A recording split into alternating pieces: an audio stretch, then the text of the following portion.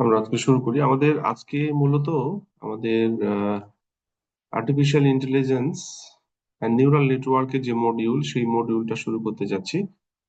এই মডিউলটা মূলত আমাদের যে ডিপ লার্নিং, সেই ডিপ লার্নিং এর বেসিক যে অংশ, মূলত নিউরাল নেটওয়ার্কের কনসেপ্ট থেকেই ডিপ লার্নিং এর ইমপ্লিমেন্টেশন শুরু হয়।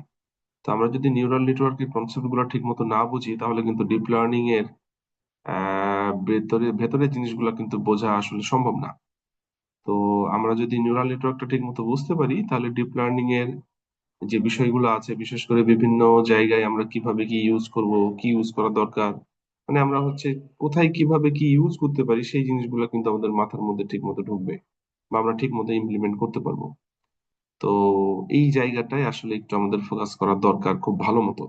কেননা ডিপ লার্নিং এর বেসিকটা শুরুই হয়েছে নিউরাল নেটওয়ার্ক থেকে। তো নিউরাল নেটওয়ার্ক এর কনসেপ্ট গুলো আমরা আসলে কিভাবে ইমপ্লিমেন্ট করতে পারি, সেই জন্য আসলে নিউরাল নেটওয়ার্ক দরকার। তো সব মিলিয়ে আর্টিফিশিয়াল ইন্টেলিজেন্স আর নিউরাল নেটওয়ার্ক এই মডিউলের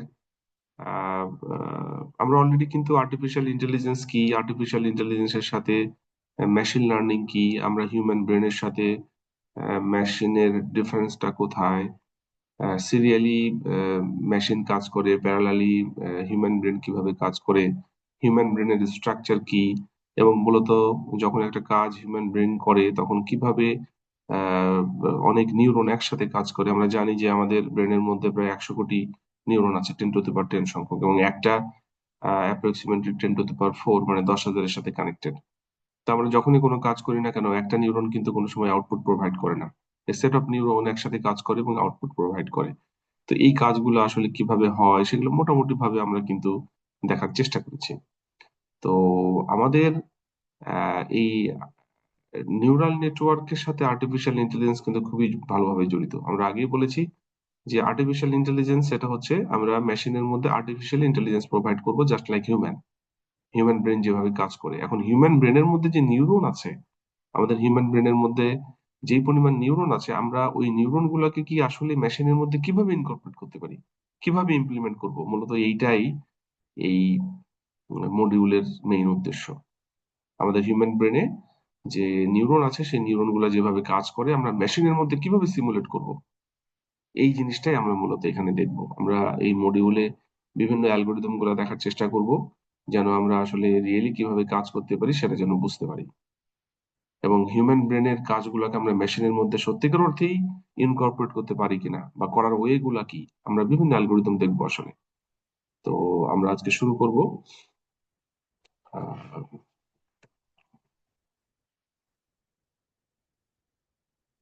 এইখান থেকে, প্যাটার্ন রিকগনিশন।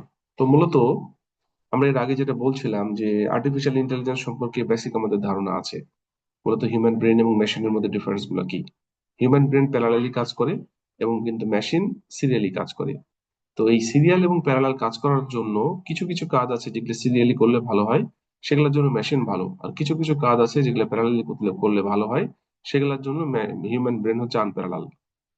তো আমরা যেহেতু হিউম্যানের ব্রেনটাকেই মেশিনের মধ্যে আসলে ইনকর্পোরেট করতে চাচ্ছি, জাস্ট লাইক হিউম্যান ব্রেন। তো এই কাজগুলা করার জন্য আমরা মেশিনের মধ্যে, আমরা যদিও মেশিন সিরিয়াল, কিন্তু মেশিনের মধ্যে এমন ভাবে আমাদেরকে সিমুলেশনে আসতে হবে যাতে প্যারালাল কাজ করা যায়, যেন আমরা হিউম্যান ব্রেনে মধ্যে যে কাজগুলা ভালো হয় সেগুলো মেশিনে ইনকর্পোরেট করতে পারি। আমি আপনাদের বলেছিলাম যে হিউম্যান ব্রেন প্যারালালি কাজ করার কারণে কিছু জিনিস কিন্তু অটোমেটিক্যালি খুব ভালো হয়, যেমন রিকগনিশন টাস্ক। যেই কাজগুলো হয়তো কোনো এক সময় হয়েছে, হঠাৎ করে নতুন কিছু আসলো, আগের প্যাটার্নের সাথে নতুন প্যাটার্নের ম্যাচিং গুলো আমরা কিভাবে করব, সেগুলো কিন্তু হিউম্যান ব্রেন খুব ভালো পারে, কিন্তু মেশিন ক্ষেত্রে কিন্তু এই ক্ষেত্রে খুবই দুর্বল, কারণ মেশিন হচ্ছে সিরিয়ালি কাজ করে। তো আমাদের উদ্দেশ্য হচ্ছে হিউম্যান ব্রেনের যে প্যারালাল স্ট্রাকচার, সেই প্যারালাল স্ট্রাকচারকে আমরা মেশিনের মধ্যে কিভাবে ইনকর্পোরেট করতে পারি, হার্ডওয়্যার না, লজিক্যালি সিমুলেশন দিয়ে। আমাদের মেশিনে হার্ডওয়্যার দিয়ে, হার্ডওয়্যার কিন্তু সিরিয়াল কাজ করবে, কিন্তু আমরা হিউম্যান ব্রেনের যে নিউরনের অ্যাক্টিভিটি, সেটা যেহেতু প্যারালাল কাজ করে, আমরা মেশিনের মধ্যে ওইরকম কিছু সিমুলেট করে করতে পারি কিনা, যেন প্যারালালি কাজ করাইতে পারি, যাতে হিউম্যান ব্রেনের মতো কাজ হয়। যেন হিউম্যান ব্রেন যে কাজগুলা করে, যেমন রিকগনিশন ক্যাপাবিলিটি, যেমন হতে পারে যে আপনার সামনে নতুন একজন পার্সনকে দাঁড় করানো হলো, আপনাকে বলা হলো যে আপনি একে চিনেন কিনা। আপনি আপনার ব্রেনের মধ্যে হয়তো 10,000 পার্সনের এরকম ডেটা, মোটামুটি একটা নলেজ বেজ আছে। আপনি ওটার সাথে কম্পেয়ার করে বললেন যে ঠিক আছে আমি এটাকে চিনি, হয়তো কাছাকাছি গেছে, আপনি কিন্তু সেটা ধরে নিতে পারছেন যে এটা হচ্ছে সেই পার্সন। কিন্তু মেশিনকে দিলে মেশিন বলবে যে না আমি চিনি না, একবারে এক্সাক্ট হতে হবে। তো আপনি কিভাবে করলেন? এই যে রিকগনিশনের ক্যাপাবিলিটি, এইটা মেশিনের মধ্যে, সিরিয়াল ডিভাইসের মধ্যে একেবারে নাই, জিরো। কিন্তু হিউম্যান ব্রেনের মধ্যে এটা অনেক বেশি। তো আমরা হিউম্যান ব্রেনের এই সেই ক্যাপাবিলিটি মেশিনের মধ্যে ঢোকাইতে পারি কিনা, কিভাবে ইনকর্পোরেট করব, এটা জাস্ট একটা এক্সাম্পল দিলাম। এরকম অনেক এক্সাম্পল আছে, জাস্ট আমরা শুরু করি, ধীরে ধীরে দেখতে পারবো। তো প্যাটার্ন রিকগনিশনটা কি? এটা কিন্তু আসলে, প্যাটার্ন রিকগনিশন হচ্ছে আর্টিফিশিয়াল ইন্টেলিজেন্সের একটা সাবফিল্ড। আসলে আমরা হিউম্যান ব্রেন যে কাজগুলো করি সবসময়, এটা কিন্তু প্যাটার্ন রিকগনিশনই করি।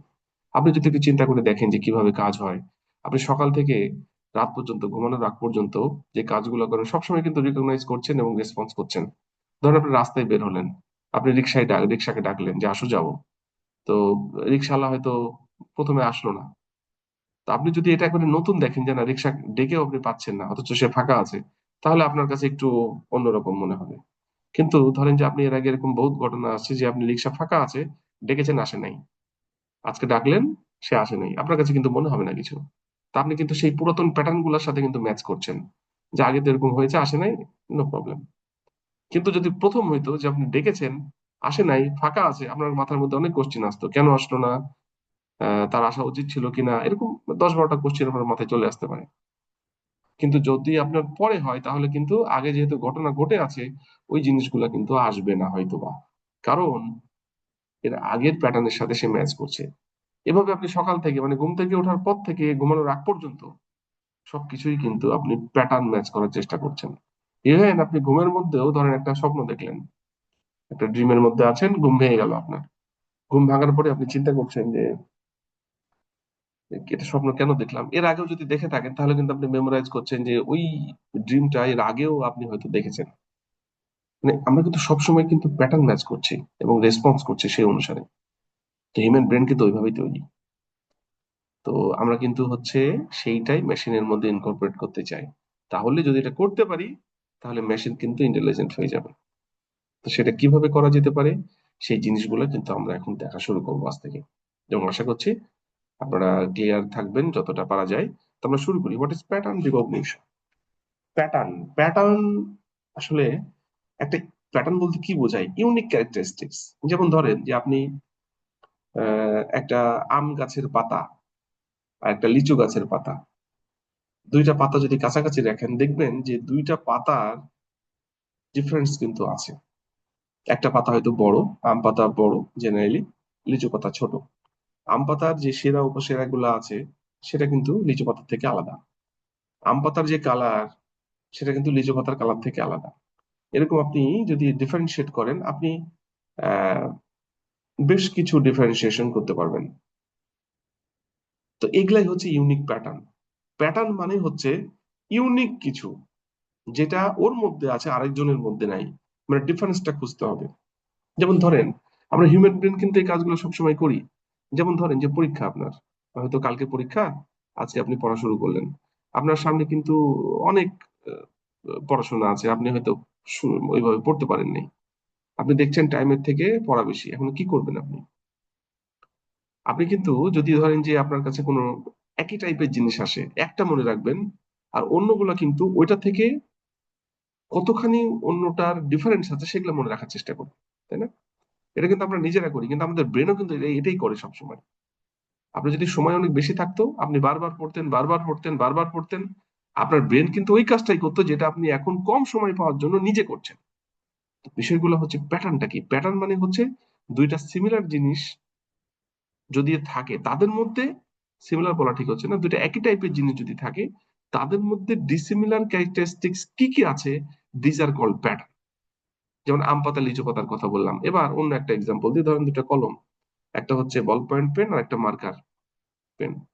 এই দুইটার মধ্যে ডিফারেন্স কি, একটা মোটা একটা পাতলা, একটার কালি পাতলা বের হয়, একটার কালি মোটা বের হয়, ঠিক আছে? এরকম আপনি যদি ডিফারেন্সিয়েট করেন, কিন্তু এগুলো হচ্ছে আলাদা আলাদা ক্যারেক্টারিস্টিক্স, ইউনিক ক্যারেক্টারিস্টিক্স নিয়ে বলছি। কিন্তু যদি আপনি সিমিলার ক্যারেক্টারিস্টিক্স বলেন, দুটাই কিন্তু লিখে, দুটাই লিখে। হয়তো একটা মোটা পাতলা কিন্তু দুইটা লিখছে, দুইটাই কিন্তু একই কালারের হতে পারে, দুটো ব্ল্যাক হতে পারে, ব্লু হতে পারে, রেড হতে পারে, গ্রিন হতে পারে। এগুলা কিন্তু নেওয়া যাবে না, সিমিলার ক্যারেক্টারিস্টিক্স নেওয়া যাবে না, ডিসিমিলার ক্যারেক্টারিস্টিক্স নিতে হবে। ডিসিমিলার ক্যারেক্টারিস্টিক্সই হচ্ছে প্যাটার্ন। তো প্যাটার্ন আমরা তাকেই বলবো যেই অবজেক্টের ইউনিক ক্যারেক্টারিস্টিক্স যেটা কারোর সাথে ম্যাচ করবে না, these are called pattern of that object. যেমন আপনার আপনার ফ্রেন্ড দুজনের মধ্যে আমি ডিফারেন্সিয়েট করতে চাচ্ছি, স্কিন কালার কি করা যেতে পারে? পারে, যদি একজন খুবই ব্রাইট হয় আর একজন খুবই ব্ল্যাক হয়। তাছাড়া যদি দুইজন খুব কাছাকাছি স্কিনের হয় তাহলে কিন্তু skin colour is not the not use as a pattern of you and your friend. আপনার দুইজনের মধ্যে কিন্তু ইউনিক ক্যারেক্টারিস্টিক্স হিসেবে স্কিন কালার যদি কাছাকাছি হয় তাহলে কিন্তু কাজ করবে না। দুজনের হাইট হয়তো খুবই সিমিলার, কাছাকাছি, সেটাও কিন্তু কাজ করবে না। তাহলে কি নিব? যেটা দুজনের মধ্যে আলাদা। ধরেন একজনের হাঁটার স্টাইল আরেকজনের থেকে আলাদা, একজনের কথা বলার স্টাইল আরেকজনের কথা বলার স্টাইল থেকে আলাদা, একজনের ফেসের স্ট্রাকচার আরেকজনের ফেসের স্ট্রাকচার থেকে আলাদা, একজনের আইরিস প্যাটার্ন আরেকজনের আইরিস প্যাটার্ন থেকে আলাদা। যেগুলা আলাদা আলাদা ক্যারেক্টারিস্টিক্স, এই ক্যারেক্টারিস্টিক্স গুলাই হচ্ছে তার প্যাটার্ন। যেমন আম পাতার যে ক্যারেক্টারিস্টিক্স ইউনিক, যেটা অন্য কোনো পাতার সাথে মিলবে না, ওই ক্যারেক্টারিস্টিক্স গুলাই হচ্ছে আম পাতার প্যাটার্ন, মানে ওই অবজেক্টের প্যাটার্ন। এখানে আমরা যে একটা এক্সাম্পল দিলাম, বল পয়েন্ট পেন আর একটা হচ্ছে মার্কার পেন, এই দুইটার মধ্যে আপনি মার্কার পেনের ক্যারেক্টারিস্টিক্স কিন্তু ডিফারেন্ট। দেখতে মোটা, কালি মোটা, কালিগুলা ডিফারেন্ট হয়, তাই না? এবং আমরা স্পেশাল কাজে সেটাকে ইউজ করি। তো এই কাজগুলা কিন্তু মার্কার পেনের জন্য ইউনিক প্যাটার্ন। মার্কার পেন কিন্তু একটা অবজেক্ট, এই অবজেক্টের জন্য ইউনিক প্যাটার্ন হচ্ছে তাকে আলাদাভাবে ডিফারেন্সিয়েট করা যাবে, সেটা হচ্ছে ওই মার্কার অবজেক্টের জন্য প্যাটার্ন। মার্কার কিন্তু এখানে একটা object, unique characteristics of that object. ঠিক আম পাতার জন্য কিছু ডিফারেন্ট ক্যারেক্টারিস্টিক্স আছে, ওটা আম পাতার প্যাটার্ন। ঠিক আপনার সাথে আপনার ফ্রেন্ডের, বা এখানে ধরেন আপনারা 60 জন ক্লাস করছেন একটা ক্লাসরুমে, তো আপনার যে ইউনিক ক্যারেক্টারিস্টিক্স গুলো আছে অন্য কারোর সাথে মিলবে না। তাহলে আপনার ওই ইউনিক ক্যারেক্টারিস্টিক্স গুলা হচ্ছে আপনার প্যাটার্ন। আপনি হচ্ছেন একজন একটা অবজেক্ট, সেই অবজেক্টের প্যাটার্ন হচ্ছে ওই ইউনিক ক্যারেক্টারিস্টিক্স গুলা। আমার মনে হয় প্যাটার্ন কি বুঝতে পেরেছেন। প্রত্যেকটা অবজেক্টের জন্য ইউনিক যে ক্যারেক্টারিস্টিক্স যেটা কারোর সাথে মিলবে না, ওইগুলাকে আমরা আসলে প্যাটার্ন বলবো। রিকগনিশন কি? এই প্যাটার্নকে যে রিকগনাইজ করতে পারি, কিভাবে করব? যেমন আপনি মার্কার পেন এবং বল পয়েন্ট পেন চিনেন, যে আপনাকে ধরলে কিন্তু বলবেন আপনি যে এটা মার্কার না এটা, আমি একটা কলম দিলাম, দিয়ে বললাম যে ইজ ইট মার্কার পেন আর বল পয়েন্ট পেন, আপনি কিন্তু বলবেন যে এটা কোন ধরনের কলম। তো এটা কিভাবে বললেন? আপনি কিন্তু এটা শিখেছেন যে মার্কার পেনের এই ধরনের ক্যারেক্টারিস্টিক্স থাকে, বল পয়েন্ট পেনের এই ধরনের ক্যারেক্টারিস্টিক্স থাকে, সেখান থেকে আপনি বলছেন। তো সেটা কি মেশিন পারবে?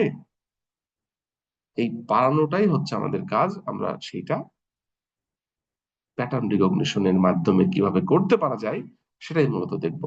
আমার মনে হয় আমি বোঝাইতে পেরেছি যে প্যাটার্ন রিকগনিশন কি। প্যাটার্ন রিকগনিশন মানেই হচ্ছে কোনো অবজেক্টকে আমরা রিকগনাইজ করতে চাই, তাহলে সেটা হবে অবজেক্ট রিকগনিশন। এখন ওই অবজেক্টের যে ইউনিক ক্যারেক্টারিস্টিক্স আছে সেই ক্যারেক্টারিস্টিক্স গুলা দেখে আমরা রিকগনাইজ করব, তাহলে ওইটা হবে ওই অবজেক্টের জন্য রিকগনিশন, মানে ওই অবজেক্টের প্যাটার্ন রিকগনিশন। মানে প্যাটার্ন রিকগনিশন মানে হচ্ছে অবজেক্ট গুলাকে ক্লাসিফাই করা, অবজেক্ট গুলাকে আইডেন্টিফাই করা তার ইউনিক ক্যারেক্টারিস্টিক্স দেখে। এখন আপনাকে যদি 60 জন ক্লাসে যারা আছে তাদের মধ্যে থেকে আমি এমন কিছু ক্যারেক্টারিস্টিক্স নিয়ে আপনাকে আলাদা করতে পারি এবং এটা একটা মেশিনের মধ্যে নিয়ে আসতে পারি, তাহলে কেমন হয়? এইটাই হচ্ছে প্যাটার্ন রিকগনিশনের কাজ। আমরা প্যাটার্নকে কত ভালোভাবে আলাদা করব, রিকগনাইজ করে তার ইউনিক ক্যারেক্টারিস্টিক্স দিয়ে, সেটাই হচ্ছে প্যাটার্ন রিকগনিশন। এবং এটা হচ্ছে আর্টিফিশিয়াল ইন্টেলিজেন্সের একটা সাবফিল্ড। এই সাবফিল্ডের আন্ডারে আমরা যে কোনো অবজেক্টের তার ইউনিক ক্যারেক্টারিস্টিক্স দেখে, মানে তার প্যাটার্ন দেখে তাকে কিভাবে আলাদা করব সেটা ডিল করি। এবং এটা হিউম্যান ব্রেন খুব ভালো পারে, তার ক্যারেক্টারিস্টিক্স এর কারণে। তার যে আহ, আহ, যে নোড গুলো আছে বা নিউরন গুলো আছে, সেই নিউরন গুলা যেহেতু অনেক বেশি এবং সবসময় প্যারালালি কাজ করে, এই প্যারালাল ক্যারেক্টারিস্টিক্স এর কারণে প্যাটার্ন রিকগনিশন হিউম্যান ব্রেন ভালো করতে পারে, কিন্তু মেশিন আসলে করতে পারে না। তো কিভাবে পারে, কিভাবে করা যেতে পারে, ডিটেলস মোটামুটি এই চ্যাপ্টারে, খুব ডিটেলস না, মোটামুটি ভাবে ধারণা দেওয়া আছে। আমরা সেটাই দেখার চেষ্টা করবো। তো যাই হোক, প্যাটার্ন রিকগনিশন কি হতে পারে, এখানে একটা ডেফিনেশন দেওয়া আছে। এই pattern recognition system can be considered as a two stage device, মানে দুইটা পার্ট থাকে। The first stage is feature extraction, second stage is classification. আসলে এক এক বই এক এক ভাবে ডিল করে। প্রথম পার্ট বলছে ফিচার এক্সট্রাকশন পর্যন্ত, সেকেন্ড পার্ট বলছে ক্লাসিফিকেশন পর্যন্ত। আমি আপনাদের যেভাবে বলেছি সেটা মনে রাখলেই চলবে। আমি আপনাদের এই ডায়াগ্রামটা দেখিয়েছি এবং এখানে বলেছি যে প্যাটার্ন রিকগনিশন, যেমন এখানে একটা ফেস রিকগনিশন সিস্টেমের জন্য একটা টিপিক্যাল প্যাটার্ন রিকগনিশন কি হতে পারে সেটা কিন্তু বলা আছে। Face image acquisition, image pre processing, feature extraction, learning করার পরে লার্ন টেমপ্লেট, এটা হচ্ছে লার্নিং বা ট্রেনিং পার্ট।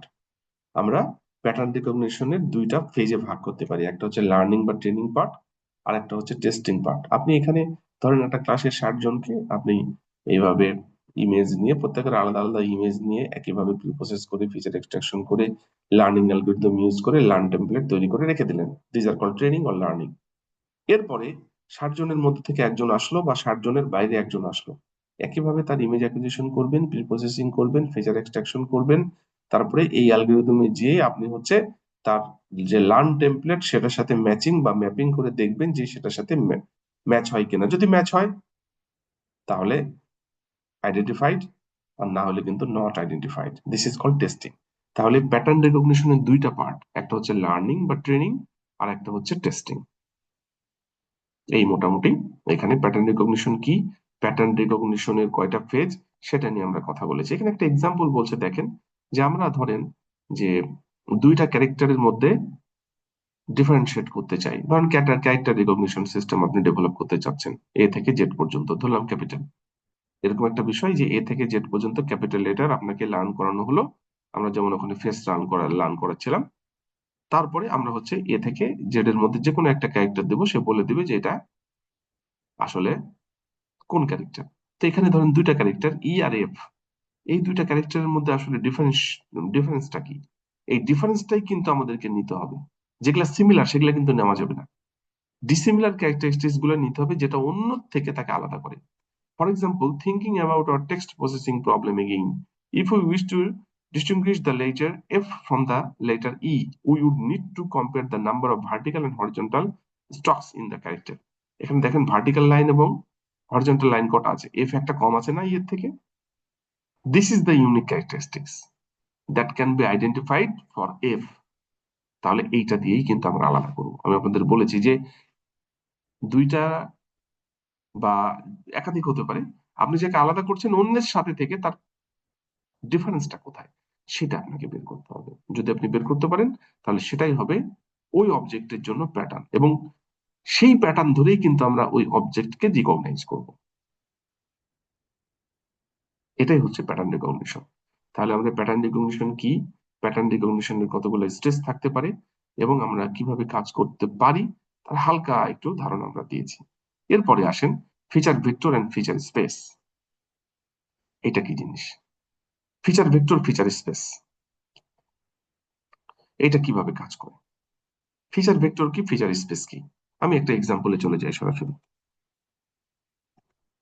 দেখেন, আমি একটা এক্সাম্পলে চলে যাই, একটু ফিগার আঁকিয়ে আপনাদেরকে বোঝাবো। একটু খেয়াল করেন, ধরেন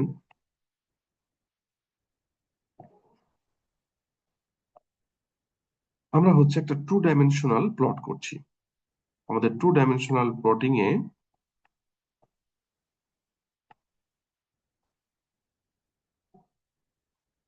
আমরা খুব সহজেই এখানে একটু অন্যভাবে চিন্তা করি যে ধরেন এইটা হচ্ছে ওয়েট। আচ্ছা, তার আগে আরেকটু জিনিস বলি।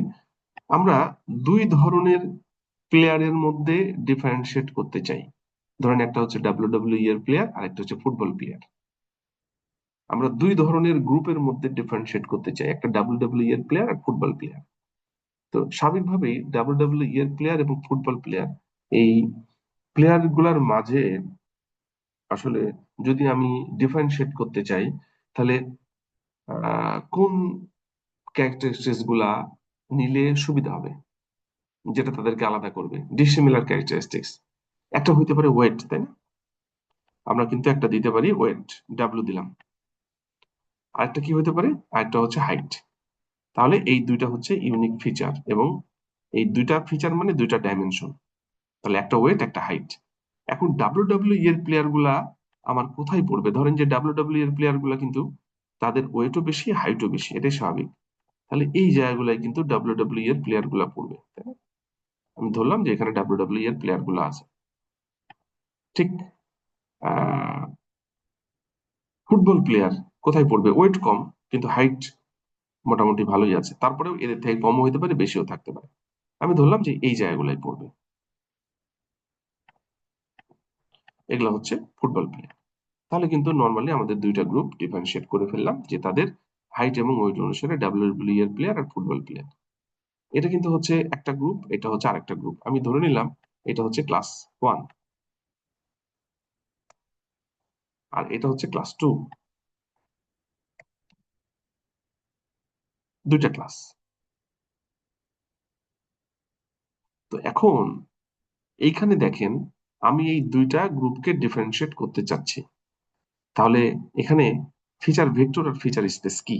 এখানে এবার আমি আপনাদের এখানে চলে আসি। দেখেন এখানে লেখা আছে, if we make N measurements of our input pattern. আমরা যদি ইনপুট প্যাটার্ন থেকে এন মেজারমেন্ট নিই, each of which is a unique feature. আমি বারবার বলছি ইউনিক ফিচার হইতে হবে। কোনো অবজেক্ট থেকে আপনার ইউনিক ফিচার নিতে হবে। কতগুলা নিবেন? N. Then we can use algebraic notation to create a set of this feature call feature vector. তাহলে এইখানে আমরা যদি একটু চিন্তা করি, যে আমরা ডাব্লিউডাব্লিউ এর প্লেয়ার এবং ফুটবল প্লেয়ারের মধ্যে ডিফারেন্সিয়েট করতে চাচ্ছি কয়টা ফিচার নিয়ে? দুইটা ফিচার নিয়ে। একটা হচ্ছে হাইট, আর একটা হচ্ছে ওয়েট। এই যে ভেক্টর, এটা কি বলা হচ্ছে? Feature vector.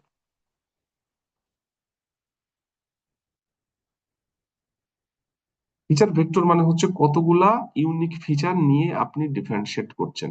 আমরা এখানে দুই ধরনের প্লেয়ারের জন্য আমরা দুইটা ফিচার নিয়েছি, হাইট এবং ওয়েট। তাহলে এখানে ফিচার ভেক্টর হচ্ছে 2। মানে ফিচার ভেক্টর হচ্ছে এই হাইট আর ওয়েট দুইটা। এখানে আরেকটা ডেফিনেশন বলি, দেখেন, the dimensionality of the vector that is the number of element in it. ওই ভেক্টরের মধ্যে কতগুলো এলিমেন্ট আছে, create N N dimensional feature space. তার মানে আপনার এইখানে কতগুলো এলিমেন্ট আছে? দুইটা এলিমেন্ট আছে। তাহলে আপনার এখানে আমরা বলতে পারবো যে ফিচার স্পেস 2। ফিচার স্পেসের আরেক নাম হচ্ছে ডাইমেনশন।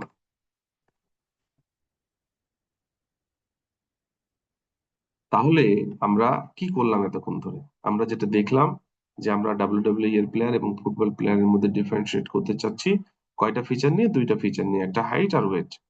তাহলে হাইট আর ওয়েট যেহেতু দুইটা নিয়ে করতে চাচ্ছি, ফিচার ভেক্টর কি হবে? এই যে হাইট আর ওয়েট। আর ফিচার স্পেস কি হবে? যেহেতু দুইটা ফিচার, 2। ফিচার স্পেস 2 মানে ডাইমেনশন 2। এটাই হচ্ছে ফিচার ভেক্টর এবং ফিচার স্পেস। তার মানে আমরা যে অবজেক্ট গুলাকে মানে যে অবজেক্টকে ক্লাসিফাই করতে চাচ্ছি, তাদের মধ্যে কোন কোন ফিচার নিব, ইউনিক ফিচার, সেই ফিচার গুলো তাদেরকে যেন আলাদা করতে পারে। যতগুলো ফিচার নিব, সেগুলোকে যদি আমরা একটা ভেক্টরের মধ্যে লিখি, সেটা হবে ফিচার ভেক্টর। আর যদি এর মধ্যে কতগুলো এলিমেন্ট আছে সেই সংখ্যাটা আমরা গুনি, দেখানো আছে 2, তার মানে ফিচার স্পেস হচ্ছে 2, মানে ডাইমেনশন 2। তার মানে এটা কিন্তু 2 ডাইমেনশনাল ফিচার স্পেসের মধ্যে আছে, 2D, যেহেতু দুইটা ডাইমেনশন, দুইটা অ্যাক্সিস। খুব ইম্পর্টেন্ট কনসেপ্ট, এটা লাগবে। তাহলে ফিচার ভেক্টর কি, ফিচার স্পেস কি, আমার মনে হয় আপনারা বুঝতে পেরেছেন। এরপরে দেখেন, আমরা আসি এইখানে, এই যে এই ছবিটার এইভাবে কিন্তু ছবি দেওয়া আছে, হ্যাঁ? আমি এঁকে দিলাম। এখন কথা হচ্ছে, আমি এইগুলাকে আলাদা করব কি করে? এখন আহ, কোনো একজন মেম্বার হয়তো, ধরলাম যে আহ, এইখানে এটা একটা নতুন ফিচার আসলো। ধরলাম যে আপনি আপনার সিস্টেমের মধ্যে এই দুই গ্রুপকে, ক্লাস 1 ক্লাস 2 কে আপনি লার্ন করিয়ে রেখেছেন। এরপরে নতুন একজন মেম্বার আসলো এই সিম্বলের, এ কি ক্লাস 1-এ যাবে না ক্লাস 2-তে যাবে? আপনাকে কিন্তু সেই ডিসিশনটা নিতে হবে। এই ক্লাস 1-এ যাবে না ক্লাস 2-তে যাবে, এটাই তো আমাদের কাজ, তাই না? যেমন হচ্ছে আমরা বললাম যে প্যাটার্ন রিকগনিশনের দুইটা স্টেজ, একটা হচ্ছে লার্নিং, একটা হচ্ছে টেস্টিং। লার্নিং এর সময় সে কি করে? লার্নিং এর সময় কিন্তু সে লার্ন করে। যেমন এখানে আমরা কিন্তু ক্লাস 1 এবং ক্লাস 1 এর মধ্যে যে ডাব্লিউডাব্লিউ এর প্লেয়ার এবং ক্লাস 2 এর মধ্যে যে ফুটবল প্লেয়ার, সেগুলো কিন্তু তাকে আমরা লার্ন করিয়েছি। এবার টেস্টিং এর সময়, টেস্টিং ফেজে এই প্যাটার্নটা নতুন আসলো। এখন কথা হচ্ছে এ কোন গ্রুপের মধ্যে যাবে? ডাব্লিউডাব্লিউ গ্রুপের মধ্যে যাবে না ফুটবল প্লেয়ারের গ্রুপের মধ্যে যাবে? এটা ডিসিশন নিতে হবে। এটা এখন ডিসিশন নেওয়ার বুদ্ধি কি? ডিসিশন নেওয়ার জন্য আমরা কি করতে পারি? এখানে একটা বাউন্ডারি এঁকে দিতে পারি এবং বলতে পারি যে এই বাউন্ডারির এপাশে যদি কেউ আসে তাহলে ফুটবল প্লেয়ার, আর এপাশে যদি কেউ আসে তাহলে ডাব্লিউডাব্লিউ এর প্লেয়ার। এই তো, খুব সিম্পল। এইটাকেই বলা হচ্ছে ডিসিশন বাউন্ডারি।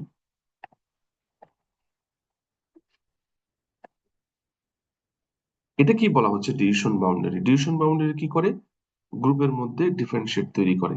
যেন এই বাউন্ডারির এপাশে কে, আমরা বলতে পারি সেই গ্রুপের মেম্বার, এই পাশে আরেকজন হলে এই গ্রুপের মেম্বার। এখন তাহলে এইটা এই গ্রুপের বাউন্ডারির এপাশে পড়ছে, তাহলে আমরা বলবো যে এইটা হচ্ছে এই গ্রুপের মেম্বার, তাই তো? এই সিম্বলটা আমরা এরকম করে দিলাম যে এইটা এই গ্রুপের। এটা তো আমরা করলাম ভিজুয়ালি, কিন্তু আসলে আমাদের কম্পিউটারে ম্যাথমেটিক্যাল ইকুয়েশন দিয়ে করতে হবে। তা আমরা এটা কিভাবে করব? আচ্ছা, একটা জিনিস বলতে ভুলে গেছি, এই ডিভিশন বাউন্ডারিটা ম্যাথমেটিক্যালি যদি করতে চাই আমার কম্পিউটারে কোনো ফাংশন দিয়ে করতে হবে। তো এই ডিভিশন বাউন্ডারি তৈরি করে কে? Discriminant function.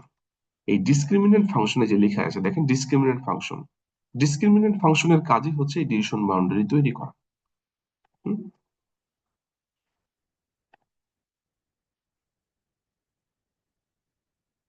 ডিসক্রিমিনেন্ট ফাংশনের কাজ কি? এই ডিভিশন বাউন্ডারি তৈরি করা। তো এখন এই আমরা তো দেখলাম, হাত দিয়ে ছবি এঁকে দিলাম, এটা তো আসলে বোঝানোর জন্য। কিন্তু কম্পিউটারে আমরা কিভাবে করতে পারি? আমাদের এখানে ডিসক্রিমিনেন্ট ফাংশন দিয়ে ডিভিশন বাউন্ডারি তৈরি করতে হবে। তো এইটাই কিন্তু মেশিন লার্নিং অ্যালগরিদমের কাজ। এই টেমপ্লেট যখন লার্ন হবে তখনই কিন্তু বাউন্ডারিটা সে এঁকে দিবে, তাই তো? তো এই ডিসক্রিমিনেন্ট ফাংশন এই কাজটা করে। আমরা যে মেশিন লার্নিং অ্যালগরিদম পড়ছি, সেটা হতে পারে ট্র্যাডিশনাল অ্যালগরিদম, সেটা হতে পারে নিউরাল নেটওয়ার্কের অ্যালগরিদম, যে অ্যালগরিদমই করো না কেন, আমাদের এখানে কিন্তু এই বাউন্ডারিটা আসলে তৈরি করতে হবে। এই বাউন্ডারিটা তৈরি করে হচ্ছে ডিসক্রিমিনেন্ট ফাংশন। ডিসক্রিমিনেন্ট ফাংশন মানে হচ্ছে মেশিন লার্নিং অ্যালগরিদম। যেমন আমরা এখানে এই যে বলছিলাম যে লার্নিং অ্যালগরিদম, আমাদের এখানে ফেসিয়াল ইমেজ গুলো নিয়ে লার্নিং অ্যালগরিদম অ্যাপ্লাই করে আমরা লার্ন টেমপ্লেট পাবো। তো এই লার্নিং অ্যালগরিদমের মানেই হচ্ছে আসলে ডিসক্রিমিনেন্ট ফাংশন। এই ডিসক্রিমিনেন্ট ফাংশনই লার্নিং অ্যালগরিদমের কাজ করে। তো এখন এই বাউন্ডারিটা আমরা কিভাবে আঁকতে পারি? এই বাউন্ডারিটা আঁকার জন্য অনেক অ্যালগরিদম আছে, মানে আমরা ডিসিশনটা কিভাবে নিব মূলত, এটার জন্য এই যে ক্লাসিফিকেশন টেকনিকে আপনাকে আসতে হবে। বা এখানে আমরা যে মেশিন লার্নিং অ্যালগরিদম বলছি, লার্নিং অ্যালগরিদম মূলত দুই ধরনের। একটা হচ্ছে ট্র্যাডিশনাল মেশিন লার্নিং অ্যালগরিদম, আর একটা হচ্ছে নিউরাল নেটওয়ার্কের অ্যালগরিদম। তো নিউরাল নেটওয়ার্ক মানেই আসলে ডিপ লার্নিং। আমাদের যেহেতু এটা এআইডিএল এর কোর্স, অতএব আমরা হচ্ছে এখানে নিউরাল নেটওয়ার্কের অ্যালগরিদম দেখবো। তো যাই হোক, আমরা এটাকে কিভাবে সলভ করতে পারি সেটা একটু দেখার চেষ্টা করি। এখানে যেভাবে আছে আমরা সেভাবে একটু চিন্তা করি, তাহলে আমাদের কাজটা বুঝতে সুবিধা হবে।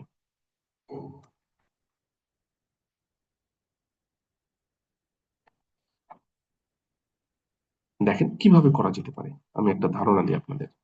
আমি বাউন্ডারিটা তুলে ফেলি, কারণ আসলে তো বাউন্ডারি এটা আপনাদের বোঝানোর জন্য দিয়েছি, কিন্তু বাউন্ডারি তো ওইভাবে দেওয়া যাবে না। ধরলাম যে এখানে একটা আননোন প্যাটার্ন এসে পড়েছে এবং আমাদেরকে এটা ডিস্টিংগুইশ করতে হবে যে কোন গ্রুপের মধ্যে পড়ে। তাহলে আমরা কি করব?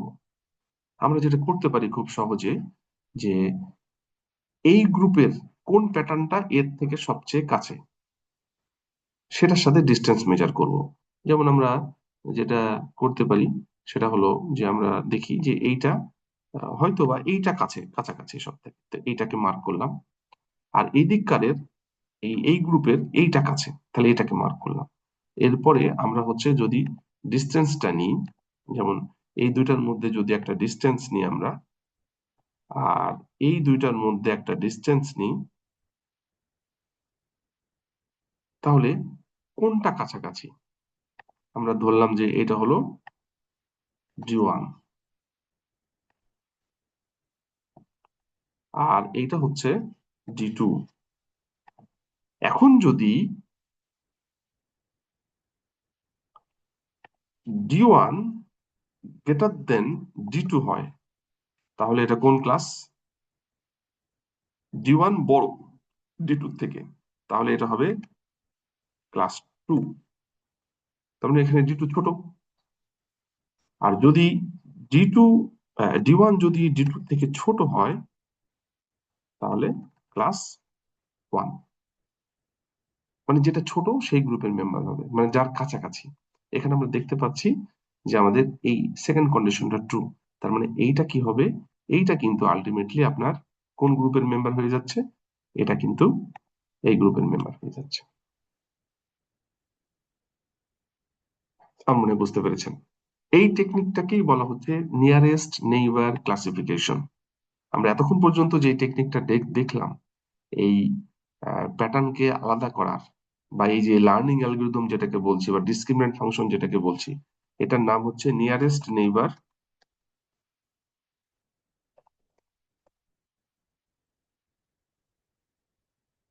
Neighbour classification technique.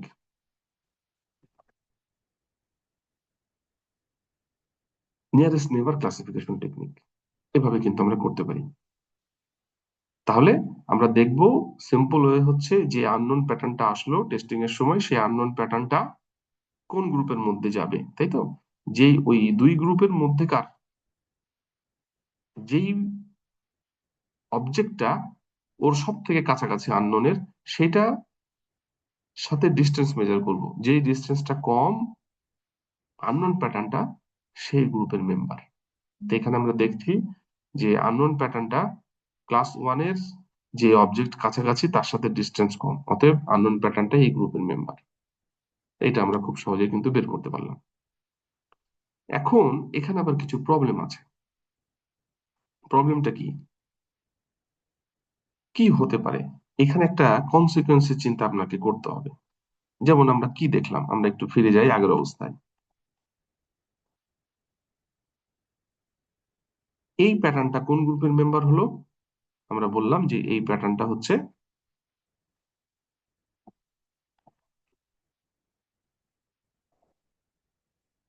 এই গ্রুপের মেম্বার।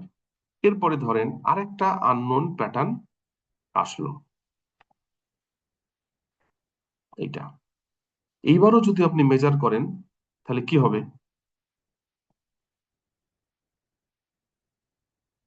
এইবার কিন্তু সে মেজার করবে কার সাথে? এই পাশেরটা, এইটা আর এইটার সাথে। কোনটা কাছাকাছি? এইটার কাছাকাছি। অতএব এই প্যাটার্নটা কোন গ্রুপের মধ্যে যাবে? এই প্যাটার্নটা যাবে এই গ্রুপের মধ্যে। ঠিক আছে?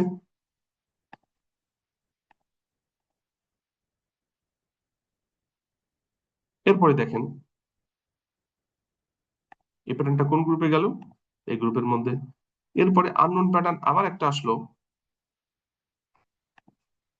হয়তো এইটা। এখন আপনি যদি ডিস্টেন্স মেজার করেন, তাহলে এইটার সাথে কার? এইটার। আপনি যদি ডিস্টেন্স মেজার করেন, তাহলে কি হবে? এই ডিস্টেন্সটা কম হবে ডেফিনেটলি। তাহলে এই প্যাটার্নটা কোন গ্রুপের মেম্বার হচ্ছে? এই প্যাটার্নটা এই গ্রুপের মেম্বার, তাই তো?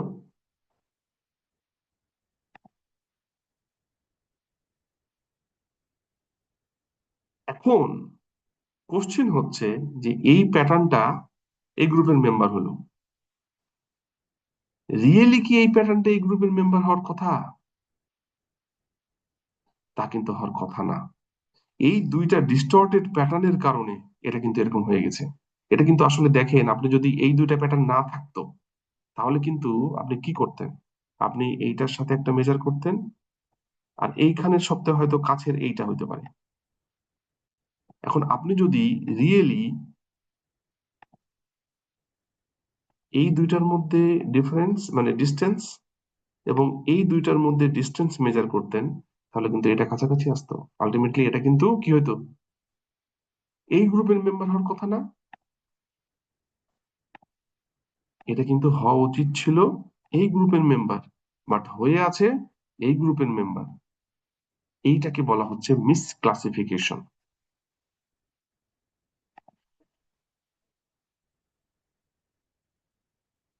যদি এরকম হয় যে এক গ্রুপের মেম্বার হওয়ার কথা কিন্তু অন্য গ্রুপের হয়ে গেছে, এটাই কিন্তু বলা হচ্ছে মিস ক্লাসিফিকেশন। এটা কেন হইলো?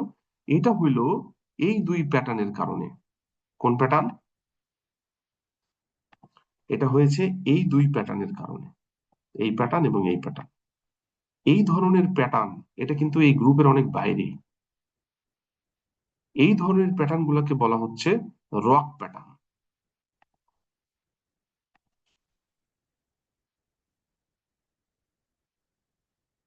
আমরা অনেক ক্ষেত্রে এগুলোকে কিন্তু আউটলায়ার বলি বা আউটলায়ার, মানে যেটা আমাদের গ্রুপের অনেক বাইরে, কিন্তু এই দুই প্যাটার্নের কারণে সে কিন্তু মিসক্লাসিফাই হয়ে যাচ্ছে। তখন এইটা সলিউশন কি, এটা কিভাবে আমরা সলিউশন করতে পারি?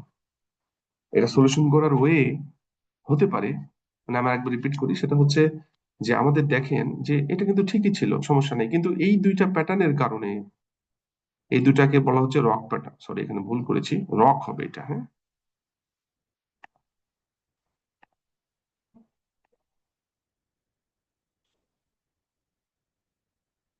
রক প্যাটার্ন, এটাকে বলা হচ্ছে আউটলায়ার। তো এই রক প্যাটার্ন গুলোর কারণে কিন্তু আননোন প্যাটার্নটা মিসক্লাসিফাই হয়ে যাচ্ছে। তো এটা সলিউশনের বুদ্ধি কি? সলিউশনের একটা ওয়ে আছে, দেখেন কিরকম হইতে পারে, আমি একটু দেখাই। সলিউশনের ওয়ে হচ্ছে,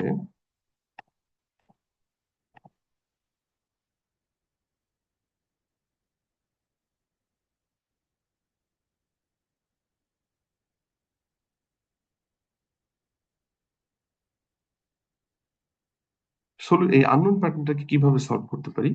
এই সলিউশনের জন্য আমরা খুব সহজেই এইখান থেকে সবগুলা এভারেজ ডিস্টেন্স নেব, এই গ্রুপের যতগুলা প্যাটার্ন আছে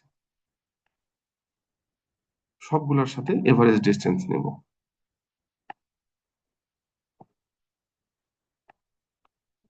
যতগুলো প্যাটার্ন আছে সবগুলোর সাথে একটা এভারেজ ডিস্টেন্স নেব।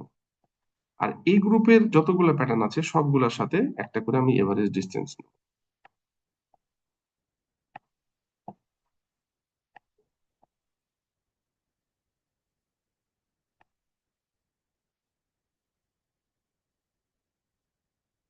এভারেজ ডিস্টেন্স নিয়ে যেই ডিস্টেন্সটা কম হবে সেটা, এই আননোন প্যাটার্নটা সেই গ্রুপের মেম্বার। এখন আপনি যদি এভারেজ ডিস্টেন্স নেন, আসলে এটা কোন গ্রুপের মেম্বার হবে একটু বলেন তো?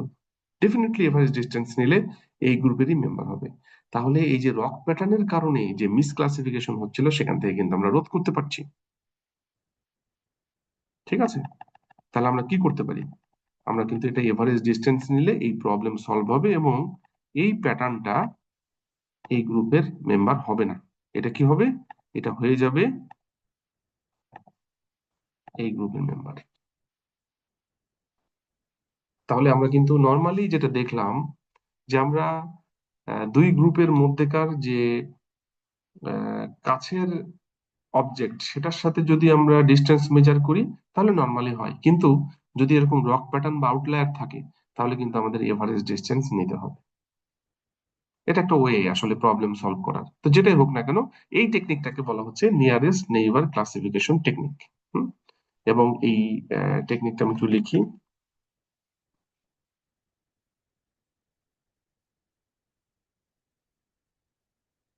Nearest neighbour classification technique.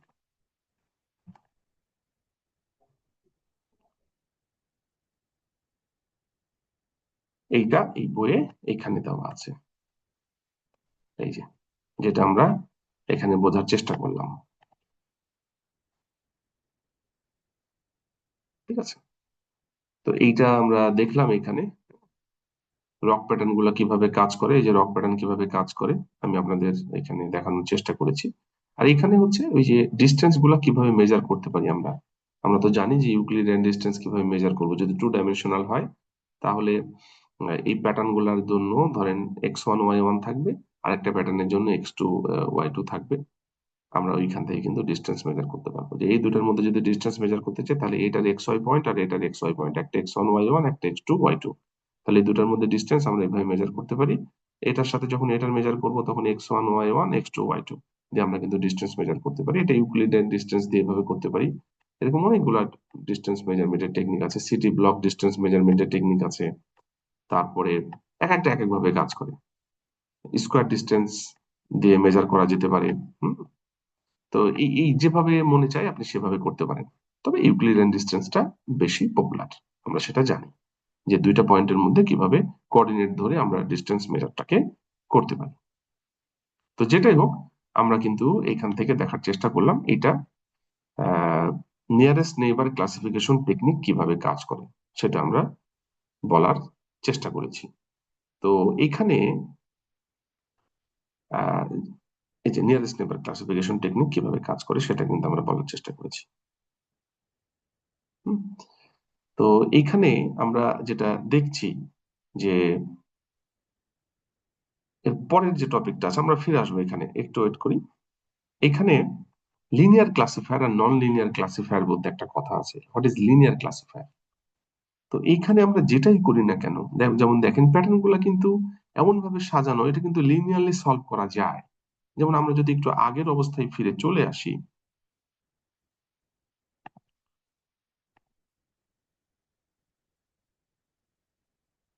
যেমন আমরা যদি এই দুটো গ্রুপের মধ্যে আমরা এমন কোনো ডিভিশন বাউন্ডারি তৈরি করতে পারি, এটা খুব সিম্পল, যে লিনিয়ারলি সলভ করা যাচ্ছে, মানে এই ডিভিশন বাউন্ডারিটা লিনিয়ার, মানে এটা আসলে স্ট্রেট লাইন। এটা এরকম হইতে পারে, বা আপনার এরকম হইতে পারে, বা আপনার এরকম হইতে পারে, কোনো সমস্যা নেই। কিন্তু এটা লিনিয়ার থাকবে, লিনিয়ারলি আপ বা লিনিয়ারলি ডাউন থাকবে, এটা স্ট্রেট লাইন হবে। আমাদের এই ক্লাসগুলো এমন ভাবে তৈরি করা যেন এটা লিনিয়ারলি আসলে সলভ করা যায়। যদি এরকম হয়, বা আমাদের যদি এই লিনিয়ার ডিভিশন বাউন্ডারি দিয়ে এটাকে সলভ করা যায়, তাহলে এটাকে বলা হচ্ছে লিনিয়ার ক্লাসিফায়ার।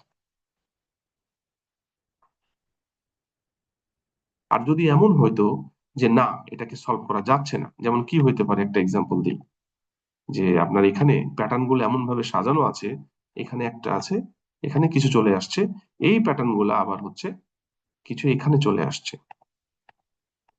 তাহলে আপনি কিভাবে সলভ করবেন? এটাকে সলভ করার ওয়েটা কি হইতে পারে দেখেন তো। এখানে কি কোনো স্ট্রেট লাইন দিয়ে সলভ করা যাবে?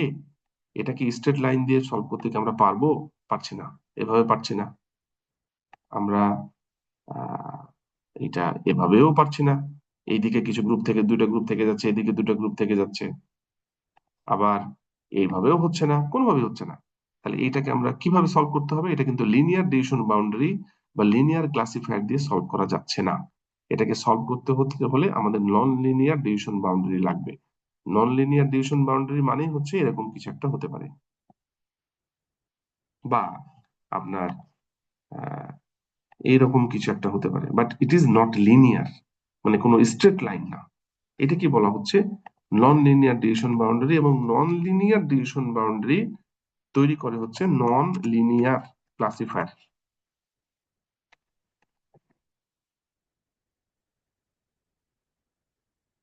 তাহলে লিনিয়ার ডিভিশন বাউন্ডারি তৈরির কাজ হচ্ছে লিনিয়ার ক্লাসিফায়ার দিয়ে, আর এটা হচ্ছে নন লিনিয়ার ডিভিশন বাউন্ডারি, এটা হচ্ছে নন লিনিয়ার ক্লাসিফায়ার দিয়ে সলভ হবে। এটা কি? এটা হচ্ছে নন লিনিয়ার ডিভিশন বাউন্ডারি।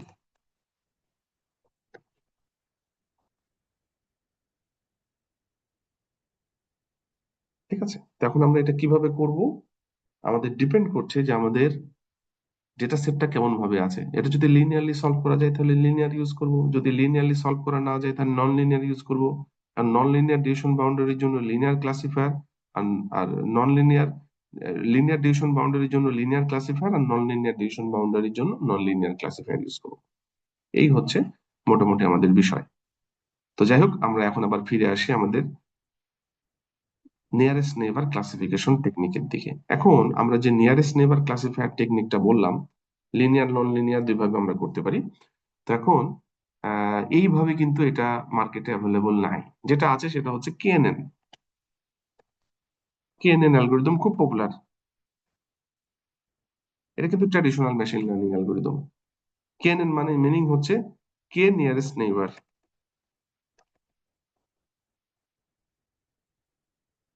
কে নিয়ারেস্ট নেইবার। এখন এই অ্যালগোরিদমটা কিভাবে কাজ করে, এইরকমই কিছুটা ডিফারেন্স আছে, সিমিলার টাইপের কিছুটা ডিফারেন্স আছে। কিভাবে কাজ করে আমি আপনাদেরকে একটু সেটা দেখানোর চেষ্টা করি।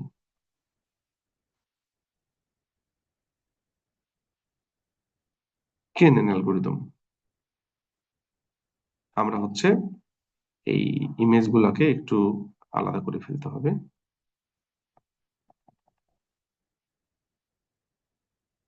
তাহলে বোঝা যাবে না।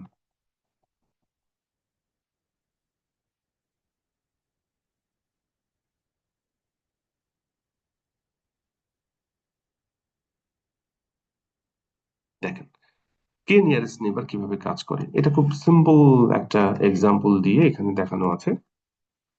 যেমন এইখানে দেখেন বিভিন্ন টাইপের অবজেক্ট, এইটা একটা ক্লাস, এইটা একটা ক্লাসের, এইটা একটা ক্লাসের, তারপরে এইটা একটা ক্লাসের, এটা একটা ক্লাসের, পাঁচটা ক্লাস দেওয়া আছে। এখন এই আননোন প্যাটার্ন হচ্ছে এইটা, এই যে গ্রিন কালারের এটা, এটা কোন গ্রুপের মধ্যে পড়বে? এটা কিভাবে ক্লাসিফাই করবেন? এইটা কেএনএন অ্যালগোরিদমে আমরা পড়ছি, কিন্তু কেএনএন অ্যালগোরিদম আগে বলছি যে কেএনএন, কে নিয়ারেস্ট নেইবার। তো এটা কোন গ্রুপের মধ্যে পড়বে আমি কিভাবে ক্লাসিফাই করব? এই কেএনএন অ্যালগোরিদমে আমার এখানে একটা ভ্যালু আছে, কে এর ভ্যালু কত, কে এর ভ্যালুর উপরে ডিপেন্ড করছে। যেমন এখানে কে এর ভ্যালু যদি 1 হয়, দেখেন তো, 1 মানে হচ্ছে এর সব থেকে কাছে একজনকে নিয়ে কাজ করবে। তাহলে এর সব থেকে কাছে একটা গ্রুপের মধ্যে পড়েছে। যদি কে এর ভ্যালু 1 হয়, তাহলে এটা কিন্তু এই গ্রুপের মধ্যে যাবে। কে এর ভ্যালু যদি 4 হয়, তাহলে দেখেন এই গ্রুপের একটা আসছে, এই গ্রুপের একটা আসছে, 2, 3, 4। এই ছবিটা আসলে ক্লিয়ার না, আমি আরো পরের দিকে আসছি, মোটামুটি একটা ধারণা দেওয়া আছে। তাহলে চারটার মধ্যে এর সাথে কাছাকাছি চারটাকে নিয়ে কাজ করতে হবে। আমাদের কিন্তু নিয়ারেস্ট নেবারে এই কে এর ভ্যালু ছিল না, আমরা কি করলাম, সব থেকে কাছের একটাকে নিয়ে কাজ করেছি, ডিস্টেন্স মেজার, তাই না? তারপরে ওইটাতে রক প্যাটার্নের সমস্যা হলো, আমরা কিন্তু সবার এভারেজ নিয়ে কাজ করেছি, ডিস্টেন্স নিয়ে, এভারেজ ডিস্টেন্স নিয়ে। এখানে কেএনএন এ যেটা বলা হচ্ছে কে এর ভ্যালু কত হবে। ধরলাম যদি কে এর ভ্যালু যদি 1 হয়, এটা কিন্তু আপনাকে ঠিক করতে হবে। কে এর ভ্যালু যদি 1 হয়, তাহলে একটা প্যাটার্ন আসছে, তাহলে এ ওই গ্রুপের মেম্বার। কে এর ভ্যালু যদি 4 হয়, তাহলে এখান থেকে আসছে তিনটা, আর এখান থেকে আসছে চারটা। কে এর ভ্যালু 5 হলে কিন্তু সিনারিও চেঞ্জ হয়ে যাবে। এভাবেই কিন্তু আসলে কাজ করে। আমরা একটু দেখি কি হচ্ছে।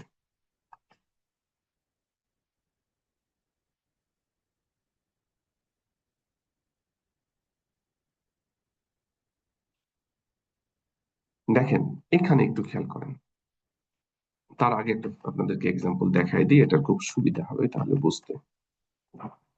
এইটা দেখেন, এখানে খেয়াল করেন দুইটা ক্লাস, রেড কালারের একটা ক্লাস এ আর গ্রিন কালারের একটা ক্লাস বি লার্ন করা আছে। এরপরে এইটা হচ্ছে আননোন প্যাটার্ন। এখন কে এর ভ্যালু যদি 3 হয়, তাহলে এর সাথে এর কাছাকাছি তিনটা প্যাটার্ন আপনাকে নিতে হবে, শর্টেস্ট ডিস্টেন্সের মধ্যে আছে। তাহলে এ এই গ্রুপের মধ্যে এ একটা পাচ্ছে, আর এই গ্রুপের মধ্যে দুইটা পাচ্ছে। তাহলে কে এর ভ্যালু যদি 3 হয়, এই তিনটার মধ্যে আবার ভোটাভুটি হবে যে কোন গ্রুপের বেশি আছে। যেহেতু এই গ্রুপের বেশি, অতএব এই প্যাটার্নটা এই গ্রুপের। তাহলে কিন্তু এই আননোন সিম্বলটা গ্রিন কালার হয়ে যাবে। এখন কে এর ভ্যালু যদি 5 হয়, তাহলে এই গ্রুপের পাচ্ছে, সরি 5 না 7 দেখাচ্ছে। যদি 7 হয়, তাহলে এই গ্রুপের চারটা 5 হতে পারে, সমস্যা নেই। তো এই গ্রুপের হচ্ছে চারটা, এই গ্রুপের পাচ্ছে তিনটা। এই মাঝের ডটটার কাজ করবে না, তখন কিন্তু কে এর ভ্যালু 7 এইটা। তাহলে এখন কোন গ্রুপের পাল্লা ভারী? এই গ্রুপের। তার মানে এখন রেড কালার হয়ে যাবে। তার মানে কে এর ভ্যালুর উপরে ডিপেন্ড করছে যে ওইটা কোন গ্রুপের মেম্বার হবে। আপনি কোন এরিয়া পর্যন্ত কভার করবেন সেটা আপনাকে চিন্তা করতে হবে। এটা হচ্ছে K nearest neighbour algorithm, just similar. Hmm, কিছুটা চেঞ্জ আছে আপনার চিন্তার মধ্যে। তো এইখানে হচ্ছে আমাদের কে এর ভ্যালু, আরেকবার বলি, কে এর ভ্যালু যত হবে অতগুলা প্যাটার্ন নেওয়া হবে ওর কাছাকাছি দিয়ে, যেই গ্রুপের দিকে বেশি পাল্লা ভারী হবে আমরা সেই গ্রুপের তৈরি করে দেবো, যে ওইটা ওই গ্রুপের মেম্বার হবে। কে এর ভ্যালু 3 হলে এই গ্রুপের মেম্বার, কে এর ভ্যালু 7 হলে এই রেড গ্রুপের সংখ্যা বেশি, অতএব রেড গ্রুপের মধ্যে পড়ছে। এবং সংখ্যাটা কিভাবে ডিটারমাইন হবে? কে এর ভ্যালু যদি 7 হয়, তাহলে ওই আননোন প্যাটার্ন থেকে সব থেকে কাছের প্যাটার্ন 7টা যে কোনো গ্রুপের মধ্যেই হোক না কেন সেটা বের করে নিতে হবে। তো এইটা হচ্ছে কনসেপ্ট। এটা কিভাবে কাজ করবে ডিটেলস এখানে দেওয়া আছে, আমি আপনাদের একটু বলি। যেমন দেখেন, এবার আসি প্রথম থেকে। এইটা আপনাকে ডিফারেন্সিয়েট করতে দিল, এটা একটা 2 ডাইমেনশনাল প্লট। ওকে, 2 ডাইমেনশনাল প্লটে এটা হলো x1 x2, এখানে সবগুলা হচ্ছে আগেই লার্ন করানো আছে। 3টা গ্রুপ, এই কালারের একটা গ্রুপ, এই কালারের একটা গ্রুপ, এটা হচ্ছে brown colour, green colour, yellow colour, এটা হচ্ছে আননোন প্যাটার্ন। কোন গ্রুপের মধ্যে যাবে আপনি কিন্তু ডিস্টেন্স মেজার করছেন। এবার ডিস্টেন্স মেজার করার পর আপনি এখন ডিস্টেন্স গুলা পাইলেন, পাওয়ার পরে দেখা যাচ্ছে যে কোন গ্রুপের পাল্লা ভারী। এই এটা কিন্তু 2বার আছে। হুম, এটা কিন্তু গ্রিন কালার একবার আছে আর ব্রাউন কালার একবার আছে। যেহেতু এটার পাল্লা ভারী, অতএব এইটা হচ্ছে এই ইয়েলো কালারের গ্রুপে ঢুকবে, এটা কিন্তু ইয়েলো গ্রুপের কালারে ঢুকবে। হুম, এই এই কনসেপ্টটাই ওখানে বলা, যেটা বারবার আমি বলার চেষ্টা করছি। যেমন এখানে 2টা প্যাটার্ন, এই কোন গ্রুপের মধ্যে যাবে আপনার কে এর ভ্যালু যেমন তার উপরে এসে পড়ছে। আমার মনে হয় বুঝতে পেরেছেন। জাস্ট একটা সিম্পল ফিগার, এইটা মাথায় রাখলেই চলবে, যে কে এর ভ্যালু আমরা ধরে নেবো, কে এর ভ্যালু কত। কে এর ভ্যালু যদি 3 হয়, তাহলে ওর কাছাকাছি প্যাটার্ন 3টা সে যেই গ্রুপেরই হোক না কেন আমরা ধরে নেব, নিয়ে ওই 3টার মধ্যে কোন গ্রুপের সংখ্যা বেশি, আননোন প্যাটার্নটা সেই গ্রুপের মেম্বার। কে এর ভ্যালু যদি 5 হয় ওইভাবে চিন্তা করুন, যদি 7 হয় ওইভাবে চিন্তা করুন। এটাই হচ্ছে কেএনএন অ্যালগরিদম। এখন এইখানে একটা বিষয় আছে, এইটা আমি আপনাদের একটু ক্লিয়ার করতে চাই, যে আমরা এতক্ষণ পর্যন্ত যে জিনিসগুলা দেখলাম, হুম, আমরা এতক্ষণ পর্যন্ত যে জিনিসগুলো দেখলাম একটু ক্লিয়ার করি। যেমন আমরা একটা 2D গ্রাফ দেখার চেষ্টা করেছি, তাই না? 2D ফিগার একটা দেখার চেষ্টা করেছি এরকম। এবং আমাদের এখানে কিছু কিন্তু স্যাম্পল ছিল, এই তো এরকম কিছু ছিল। এবং এইদিকে আমরা হচ্ছে কিছু প্যাটার্ন ছিল। আমরা কি করলাম, আমরা এই 2টা গ্রুপের মধ্যে ডিফারেন্সিয়েট তৈরি করার চেষ্টা করেছি, মানে একটা ক্লাসে ভাগ করার চেষ্টা করেছি। 2টা ডিফারেন্ট ক্লাস, একটা বাউন্ডারি দিয়ে সেই ক্লাসগুলোকে আলাদা করার চেষ্টা করছি। ক্লাস 1 আর এইটা হচ্ছে ক্লাস 2। ওকে, 2টা ডিফারেন্ট ক্লাস। যদি আমরা এরকম গ্রুপের মধ্যে ক্লাসিফিকেশন করি যে কোনটা কোন গ্রুপের মেম্বার, এইরকম প্রবলেম গুলা, আমাদের আশেপাশে যে প্রবলেম গুলো আছে রিয়েল লাইফে, প্রবলেম বিভিন্ন টাইপের হতে পারে। তো যদি এরকম হয় যে আমার গ্রুপ আলাদা করতে হচ্ছে, একটা আননোন প্যাটার্ন আসছে, সে প্যাটার্নটা কোন গ্রুপের মেম্বার, যেমন একটা আননোন প্যাটার্ন আসলো, আপনাকে আমি বললাম যে এটা কোন গ্রুপের মেম্বার, এই গ্রুপের মেম্বার না এই গ্রুপের মেম্বার। যদি গ্রুপ ডিফারেন্সিয়েট করতে হয়, যেমন একটা এক্সাম্পল দিই, যে আপনি ধরেন ক্লাসে বসে আছেন, সেখানে হয়তো 20 জন ফিমেল আছে আর 40 জন মেল আছে, ক্লাস করছে। এখন একজন পার্সন আসলো, তাকে আপনি কোন গ্রুপের মধ্যে নিয়ে যাবেন? সে কি মেল না ফিমেল গ্রুপের মধ্যে ঢুকবে? যদি এরকম গ্রুপের মধ্যে আমরা ডিফারেন্সিয়েট করতে চাই, তাহলে সেটা হবে ক্লাসিফিকেশন। এই প্রবলেম গুলোকে আমরা বলবো ক্লাসিফিকেশন। ধরেন আরেকটা এক্সাম্পল দিই, একটা ক্লাসে আপনার 2টা গ্রুপের পর্যন্ত আপনার টেবিল সাজানো আছে বা বেঞ্চ সাজানো আছে, একদিকে মেলরা বসে একদিকে ফিমেলরা বসে। এখন একজন পার্সন আসলো, সেই পার্সন যদি মেল হয় তাহলে মেল গ্রুপের মধ্যে বসবে, যদি ফিমেল হয় তাহলে ফিমেল গ্রুপের মধ্যে বসবে। যদি এই এক্সাম্পলটা আমরা সেট করতে চাই, তাহলে যেই পার্সনটা আসলো তাকেই প্রথমে সিলেক্ট, মানে তাকে আগে আইডেন্টিফাই করতে হবে যে সেটা আসলে মেল না ফিমেল। সে যদি মেল হয় তাহলে মেল গ্রুপের মধ্যে পাঠিয়ে দিতে হবে, ফিমেল হলে ফিমেল গ্রুপের মধ্যে পাঠিয়ে দিতে হবে, জাস্ট লাইক দিস। এই ধরনের প্রবলেম হলে সেটাকে বলা হচ্ছে ক্লাসিফিকেশন। আর যদি এমন হয়, খেয়াল করেন,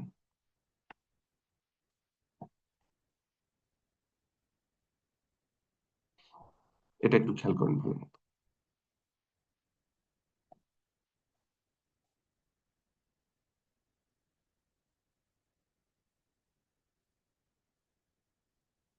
ধরেন যে এইটা হচ্ছে, আমি বললাম যে এটা হচ্ছে টাইম, আর এটা হচ্ছে ভ্যালু।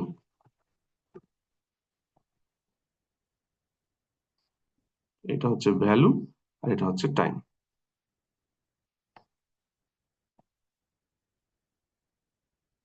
এইটা হচ্ছে ওয়েদার প্রিডিকশনের ডাটা।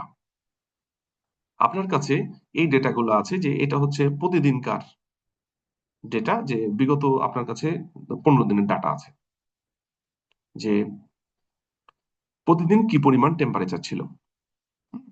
এটা হচ্ছে প্রথম দিন, দ্বিতীয় দিন, তৃতীয় দিন, চতুর্থ দিন, পঞ্চম দিন, এভাবে 15 দিনের ডাটা আপনার কাছে আছে, টেম্পারেচারের ডাটা। ঠিক আছে, আমি এখানে লিখলাম যে এটা হচ্ছে টেম ডাটা, টেম্পারেচার। আর এটা হচ্ছে টাইম, মানে এটা ডেতে দেওয়া আছে। এখন আপনাকে বলা হইলো যে এই দিনের কোনো ডাটা নাই, হয়তো এই দিনের কোনো ডাটা নাই, এই দিনের ডাটাটা হয়তো মাঝে কোনো ক্রমে এটা বাদ পড়ে গেছে। তাহলে এই দিন টেম্পারেচার কত থাকার কথা ছিল, আপনি এখন কি করবেন? বা এমন হইতে পারে যে কালকে হয়তো এই পর্যন্ত 15 দিনের বিগত ডাটা, আপনাকে বলা হলো যে এই দিনের ডাটা কত তুমি বের করো। এই দিনে কিন্তু ডাটা নাই, তাহলে আপনাকে কি করতে হবে? আপনাকে কিন্তু এই প্রবলেমটা সলভ করার জন্য একটা লাইন টানতে হবে এইরকম। হ্যাঁ, আমি একটু একে দেখাই।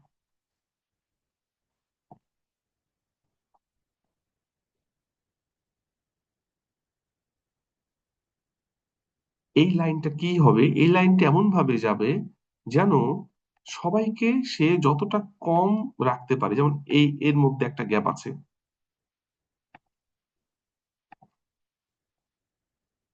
এই দুটার মধ্যে একটা ডিস্টেন্স আছে, এই দুটার মধ্যে একটা ডিস্টেন্স আছে, এই লাইন থেকে এটার মধ্যে একটা ডিস্টেন্স আছে, তাই না?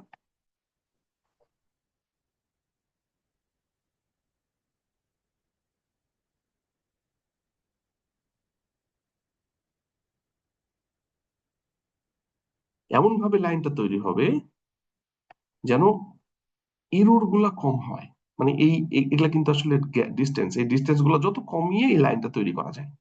এই লাইনটা কিন্তু এভাবেও হতে পারতো, তাই না? এই লাইনটা কিন্তু এভাবেও হতে পারতো, কিন্তু ইরোর বেড়ে যেত। এই লাইনটা এভাবেও হতে পারতো, কিন্তু এই যে গ্যাপের যে ইরোর গুলা, এখানকার ইরোর, এখানকার ইরোর, দেখেন ইরোর কিন্তু বেড়ে যেত। তা আমরা এমন ভাবে লাইনটা তৈরি করব যেন মিনিমাম ইরোর হয়, মানে এই যে ডিস্টেন্স গুলা কম হয়। তারপরে কি করব? এরপরে দেখেন, এখান থেকে আমরা যদি এই পয়েন্টে টান দিই, তাহলে এইটাই হবে আসলে আমাদের ওই দিনকার ডাটা। যদি এইখান থেকে আমরা টান দিই একটা লাইন, তাহলে এই দিনকার ডাটাটা হবে আসলে আমাদের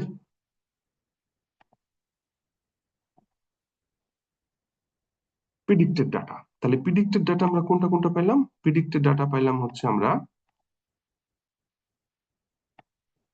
এটা একটা, এটা একটা। তাহলে এই প্রিডিক্টেড ডাটা বের করা কোনো বিষয় না, যদি আমরা এই লাইনটাকে ভালো মতো টানতে পারি। তো এই লাইনটাকে বলা হচ্ছে রিগ্রেশন লাইন,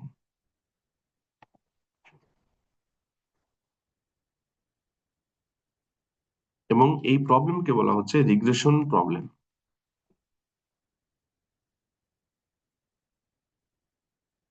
এটা ছিল ক্লাসিফিকেশন প্রবলেম। ঠিক আছে, এটা হচ্ছে ক্লাসিফিকেশন টাইপের প্রবলেম, এটা হচ্ছে রিগ্রেশন টাইপের প্রবলেম। ক্লাসিফিকেশন টাইপের প্রবলেমে আমরা গ্রুপকে সেপারেট করার চেষ্টা করি, আর রিগ্রেশন টাইপের প্রবলেমে আমরা কিন্তু হচ্ছে একটা রিগ্রেশন লাইন তৈরি করি।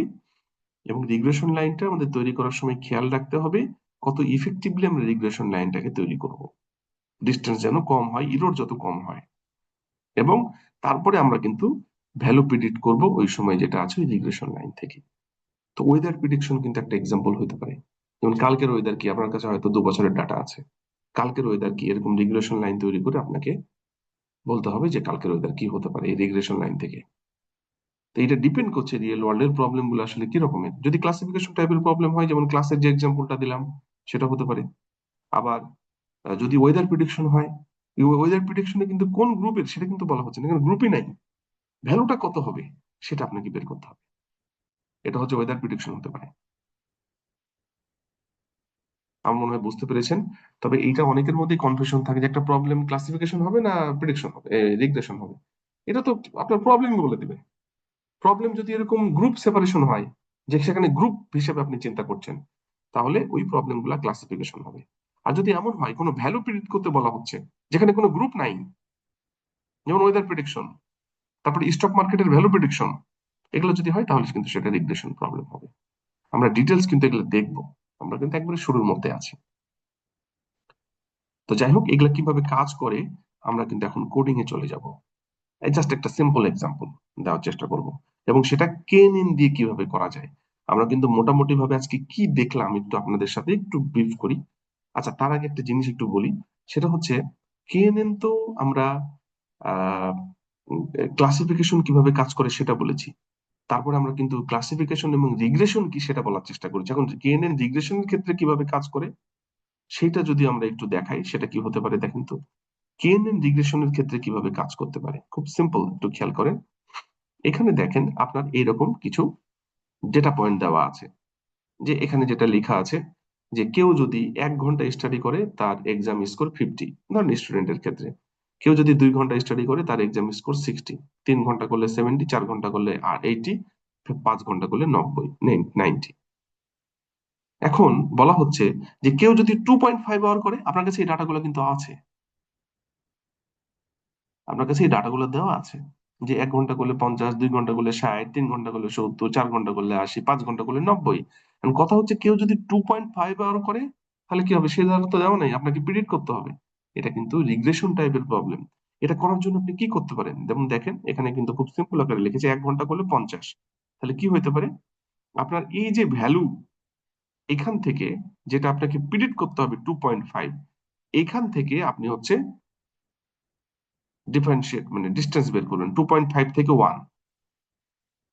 তাহলে হচ্ছে এইটার স্কোয়ার রুট আপনি বের করলেন করে 1.5। এরকম ওয়ান মানে 1 ঘন্টা 50 স্কোরের জন্য আপনি পাইলেন হচ্ছে 1.5। 50 কিন্তু কোনো কাজ করছে না, এটা জাস্ট হচ্ছে আইডেন্টিফিকেশনের জন্য। মানে 2.5 আর 1 এর মধ্যে ডিস্টেন্স স্কোয়ার রুট এটা, 2.5 আর 2 এর মধ্যে স্কোয়ার রুট এটা, 2.5 আর 3 এর মধ্যে স্কোয়ার রুট এটা। ওই যে আমি যে আপনার লাইন থেকে, মানে যে রিগ্রেশন লাইন থেকে যে ডিস্টেন্স গুলা দেখালাম, ইরোর কত কমানো যাবে সেটাই কিন্তু এগুলা প্রত্যেকটা ডিস্টেন্স বের করছে। এরপরে কে এর ভ্যালু বলা হচ্ছে 3। কে এর ভ্যালু যদি 3 হয় তাহলে আপনি কয়টা ভ্যালু নেবেন, এই কটার মধ্যে সব থেকে কম কোনটা কোনটা। দেখা যাচ্ছে কম হচ্ছে 260 মানে 0.5, 370 মানে 0.5, 150 মানে 1.5, আর এই দুটো বেশি বেশি। তাহলে আমরা কিন্তু এই যে 260, 370, 150 এই 3টা পয়েন্ট নিলাম। 5টা পয়েন্টের মধ্যে কে এর ভ্যালু যেহেতু 3, আমরা 3টা পয়েন্ট নিলাম, বাকি দুটো ফেলে দিলাম। এখন এই তিনটার আমরা এভারেজ বের করব। কোন তিনটা, এই যে 150, 260, 370, 150, এই তিনটার যদি আমরা এভারেজ বের করি, এই তিনটার যে ডিস্টেন্স 60, 70, 50, তার মানে হচ্ছে এই যে 60, 70, 50 এই তিনটার, এই তিনটাই তো হয় তাই না, 2.5 এর মাঝে থাকে। দেখেন ঠিকই আসছে কিন্তু এই তিনটা আসবেই ঠিক। এই তিনটার যদি আপনি এভারেজ বের করেন তাহলে 60, তাহলে বলা হচ্ছে 2.5 যদি কেউ আওয়ার পড়ে তাহলে 60 মার্কস পাবে। দেখেন তো ভাই কি, 2.5 হলে 60-র কাছে চলে যাচ্ছে, সে 60 কিন্তু পেয়ে যাচ্ছে। কি হইলো এখানে, আমরা যদি একটু বলার চেষ্টা করি, একটু খেয়াল করেন। আমাদের এইটা ছিল, তাই তো। আমাদের এইখানে আমরা কি করতে পারি, এইখানে কিন্তু আমরা যেটা করলাম, এটা হয়তো ধরেন 1, এটা 2, এটা 3, এটা 4, এটা 5, তাই তো। এই পয়েন্টে ভ্যালু কত, 50, আমরা ধরলাম যে এইটা, এই পয়েন্টে ভ্যালু হচ্ছে 50, আমরা আমরা ধরলাম হচ্ছে এইটা। 2 পয়েন্টে হচ্ছে 60, এটার ভ্যালু হচ্ছে এইটা। 3 নম্বর যখন পড়ছে তখন হচ্ছে 70, যখন 4 নম্বর মানে 4 ঘন্টা পড়ছে 80, যখন 5 ঘন্টা পড়ছে 90, এরকম একটা আসছে। তা আপনার এখানে যদি আপনি গ্রাফটা তৈরি করেন মানে রিগ্রেশন লাইন তৈরি করেন, তাহলে কি হবে, এটা সরাসরি এদিক দিয়ে চলে যাবে। খুব সিম্পল প্রবলেম, তাই না। এখন 2.5 যদি হয় তাহলে এটা কিন্তু পড়ছে এই জায়গায়, তাই না, এই জায়গায় পড়ছে। এই জায়গায় হলে কি হবে দেখেন তো, এরকম একটা হবে না, এরকম হওয়ার কথা, এরকম হওয়ার কথা।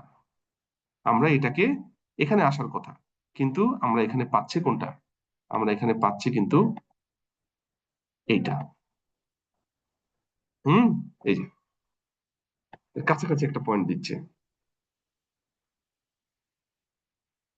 একেবারে এক্স্যাক্টলি মিলবে তা তো না, প্রিডিকশনে কাছাকাছি একটা পয়েন্ট দিচ্ছে যে 2.5 মানে হচ্ছে 60। আবার কোন কোন সময় এর কাছাকাছি আরো আসতে পারে, এটা ডিপেন্ড করছে, এখানে ভ্যালু কম তো ওই জন্য এরকম হচ্ছে। যদি ভ্যালু বেশি হতো তাহলে কিন্তু এর কাছাকাছি একটা ভ্যালু দিতে পারতো। এটাই হচ্ছে রিগ্রেশন প্রবলেম, যেটা এখানে দেওয়া আছে। আমি একটা আপনাদের গ্রাফ দিয়ে দেখার চেষ্টা করি। একটু ফিগার দেখেন, এখানে একটা ফিগার, এই ফিগারটা দেখেন, এটা কিন্তু রিগ্রেশনের ফিগার। কিরকম হতে পারে খেয়াল করেন, এগুলা কিন্তু হচ্ছে এক্স ডাইমেনশনের, এইটা একটা ডাইমেনশন আর এটা ধরেন ওয়াই ডাইমেনশন, মানে দুইটা গ্রাফ।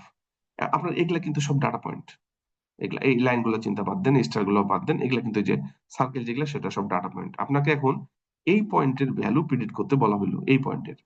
তাহলে আপনি সরাসরি এখানে চলে যাবেন, যাওয়ার পরে আপনাকে দেখতে হবে যে আমি ধরলাম এখানে কে এর ভ্যালু 3, এখানে লেখা আছে টেস্ট ডাটা। হ্যাঁ, এটা হলো টেস্ট ডাটা। তাহলে এই পয়েন্টের ভ্যালু, তাহলে যদি কে 3 হয় তাহলে এই পয়েন্ট থেকে কোনটা কাছের, এই কে এর ভ্যালু যদি 3, তিনটা পয়েন্ট নিব, তাহলে এইটা এইটা এইটা, এই তিনটার এভারেজ করলে এইটা আসে, এটা হলো কিন্তু প্রিডিক্টেড, যেটা আমরা করে দেখালাম 2.5-এ। এটা যদি টেস্ট ডাটা হয়, কে এর ভ্যালু যদি আপনার 3 হয়, তাহলে এখানে কিন্তু তিনটা পয়েন্ট নিতে হবে, তিনটা পয়েন্ট নিয়ে যেটা এভারেজ সেটা। কে এর ভ্যালু যদি এখানে আসে তাহলে কে এর ভ্যালু, এই যদি টেস্ট ভ্যালু এখানে আসে, তাহলে কে এর ভ্যালু যদি 3 হয়, তাহলে এইটা একটা, এইটা একটা, এইটা একটা, তিনটা পয়েন্ট নেবো, নিয়ে এটা এভারেজ যেটা সেটা আসবে। এভাবে কিন্তু আমরা প্রিডিক্ট করতে পারি। আমরা কিন্তু তো আর কম্পিউটারে এভাবে ভেতরে রিগ্রেশন লাইন তৈরি করতে পারবো না, আমরা তো দেখানোর জন্য বলছি। কিন্তু কাজ করব কিভাবে? যে টেস্ট ডাটাটা আসবে, কে এর ভ্যালু কত, কে এর ভ্যালু যত, ততগুলো পয়েন্ট নিয়ে ওটার এভারেজ নিলে আমাদের কাজটা হয়ে যাবে। আমার মনে হয় আমি ক্লিয়ার করতে পেরেছি। আমরা এতক্ষণ পর্যন্ত কিন্তু যা দেখার চেষ্টা করলাম সেটা হচ্ছে প্যাটার্ন রিকগনিশন কি, প্যাটার্ন রিকগনিশন কিভাবে কাজ করে, ফিচার ভিক্টর কি, ফিচার স্পেস কি, এবং classification algorithm, nearest neighbour classification technique, এবং তার জন্য রক প্যাটার্ন কিভাবে কাজ করে সেটা দেখানোর চেষ্টা করেছি। এবং তার জন্য সিমিলার যে একটা ট্র্যাডিশনাল অ্যালগোরিদম আছে কেএনএন, কেএনএন কিভাবে ক্লাসিফিকেশনের জন্য কাজ করতে পারে, কেএনএন কিভাবে রিগ্রেশনের জন্য কাজ করতে পারে, আমরা ভ্যালু দিয়ে সেগুলা রিগ্রেশন, ক্লাসিফিকেশন, রিগ্রেশন, সেগুলো সবগুলো বোঝানোর চেষ্টা করেছি।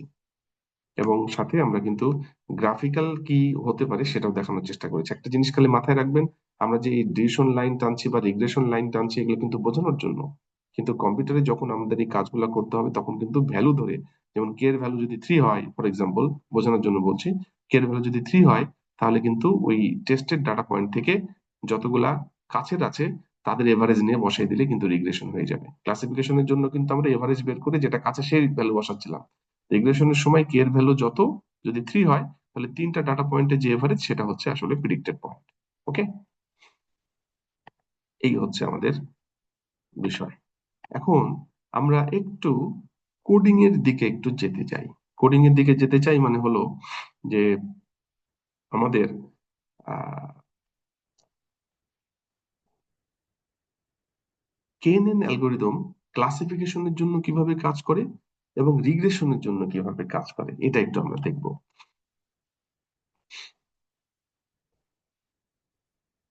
প্রথমে আমরা ক্লাসিফিকেশনের জন্য কিভাবে কাজ করে সেটা একটু দেখতে চাচ্ছি।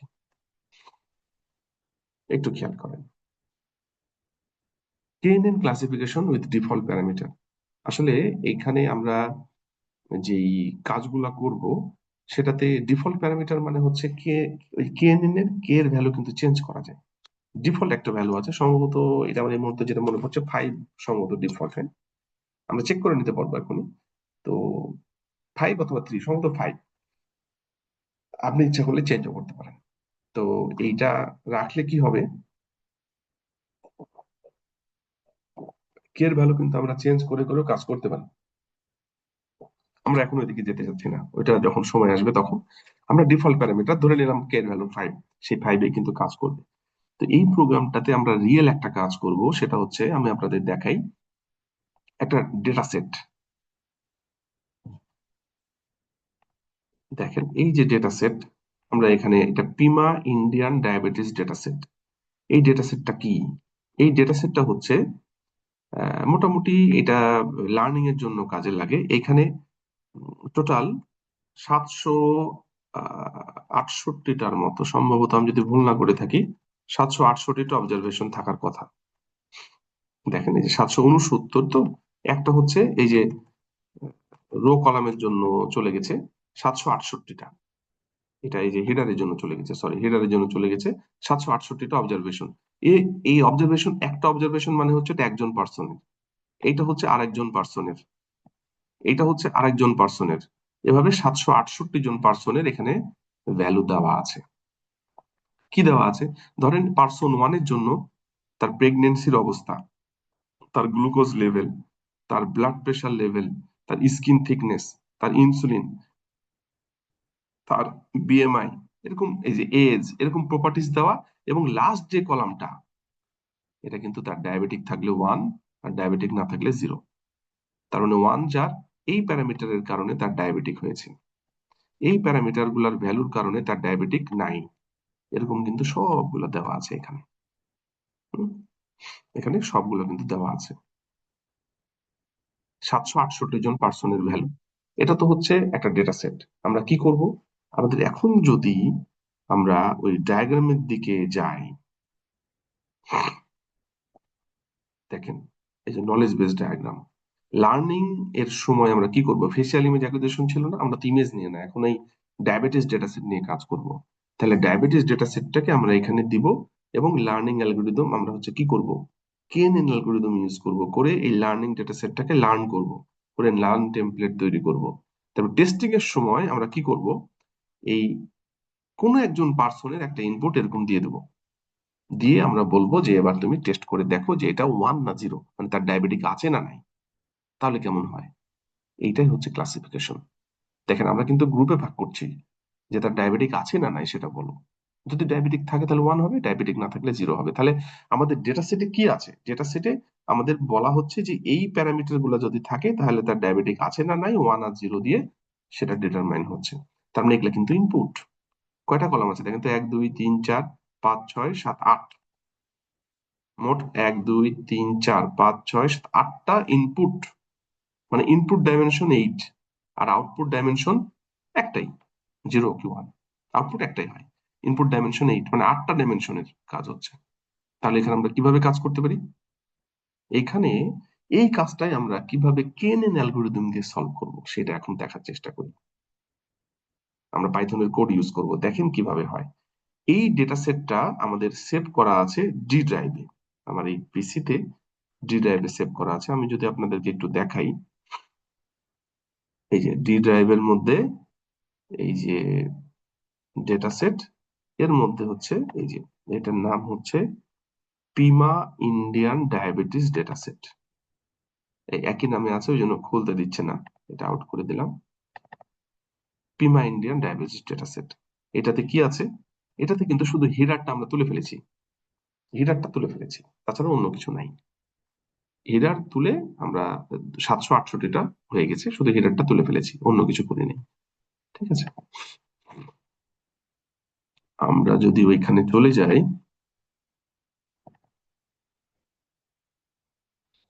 এটা হচ্ছে তাহলে আমাদের এই পিমা ইন্ডিয়ান ডায়াবেটিস ডেটা সেট।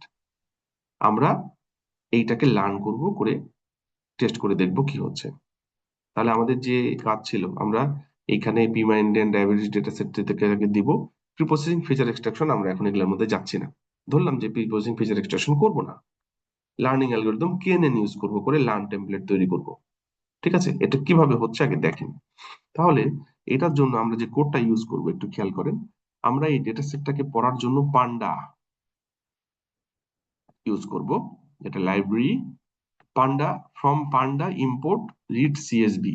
আমরা পান্ডা পুরাটা ইম্পোর্ট করছি না, এতে মেমোরি অযথাই ইউজ হবে। তো from panda import read CSB, read CSB file দিলে কি হবে? আমরা ডেটা সেটটাকে রিড করব। ঠিক আছে, কি হতে পারে দেখেন। এই যে ফাইল নেম, এই যে দেখেন file name D data set Pima Indian diabetes CSV, এটা আছে কোথায়? ওই যে দেখালাম যে আমাদের ডি ড্রাইভে ডেটা সেটের মধ্যে এই যে Pima Indian diabetes data set আছে, এইটা, তাই না? তাহলে derive dataset Pima Indian diabetes dot CSV, এই যে derive dataset Pima Indian diabetes dot CSV, এটা আসলো ফাইল নেমের মধ্যে। নেম গুলা এটা আপনি ইচ্ছা মতো দিতে পারেন, কিন্তু আমরা ওটার সাথে মিল রেখে দেখেন 9টা কিন্তু দিয়েছি, 1 2 3 4 5 6 7 8 9। এটা কার সাথে মিলছে? ওই যে আমাদের যে ডেটা সেট, যে প্রেগনেন্সি গ্লুকোজ লেভেল থেকে একবারে আউটকাম মানে ক্লাস পর্যন্ত। এরপরে এই যে রিড সিএসভি, এই ফাংশনটা আমরা ইউজ করছি। এই যে ফাইল নেম আর নেম নেমস, ডেটা ফ্রেমের মধ্যে সব ভ্যালু চলে আসবে। ডেটা ফ্রেমের মধ্যে এভাবে কিন্তু আমরা সাধারণত পান্ডা থেকে ডেটা সেটটাকে রিড করি। ডেটা সেটটাকে পাথ দিলাম, আমার এখানে ফিল্ড 9টা নাম দিলাম, ওই নামই হতে হবে, নট নেসেসারি আপনি আপনার মতো নাম দিতে পারেন, আমরা ওর মতোই করে ইউজ করেছি যেন বুঝতে সুবিধা হয়। ডেটা ফ্রেমের মধ্যে আমার রিড সিএসভি ফাইল গুলাকে সব নিয়ে নিলাম। এরপরে এই অ্যারের মধ্যে, এই ডেটা ফ্রেম থেকে ভ্যালু গুলা অ্যারের মধ্যে নিয়ে নিলাম। এখন অ্যারের মধ্যে কি আছে? অ্যারের মধ্যে কিন্তু সবগুলো ভ্যালু আছে। আমি যদি একটু আপনাদেরকে প্রিন্ট করে দেখাই, আমি লক করে দিই।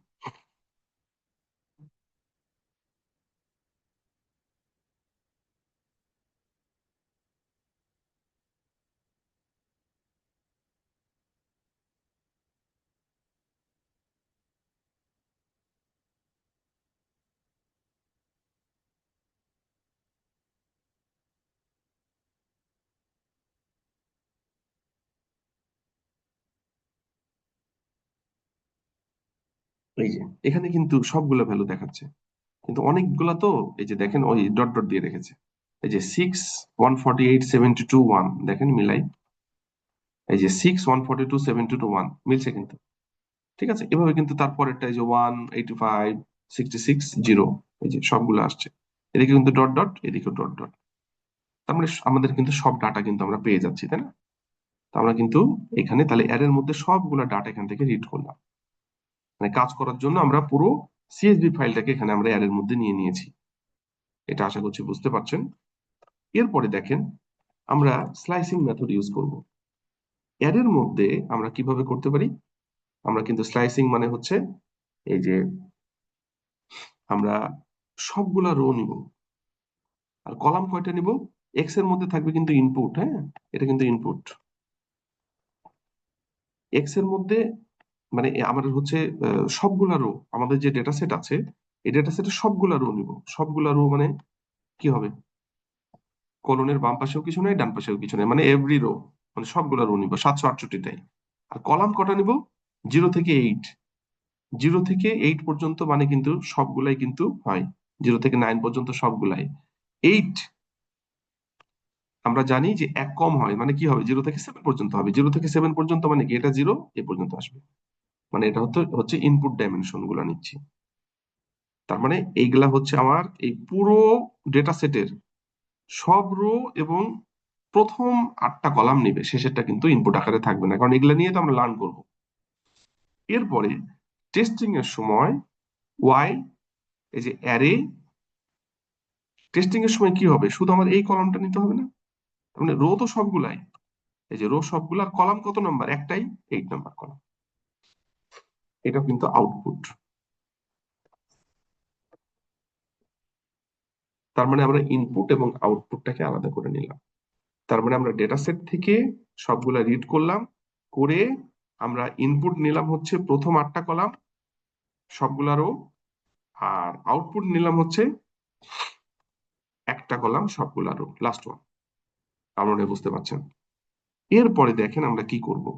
আমাদের এই পুরো ডেটা সেটটাই যদি লার্ন করি, তাহলে টেস্ট করব কি দিয়ে? আপনি বলতে পারেন আমি সবগুলো দিয়ে লার্ন করবো, করে দিয়ে টেস্ট করবো, তাহলে তো আসলে হলো না।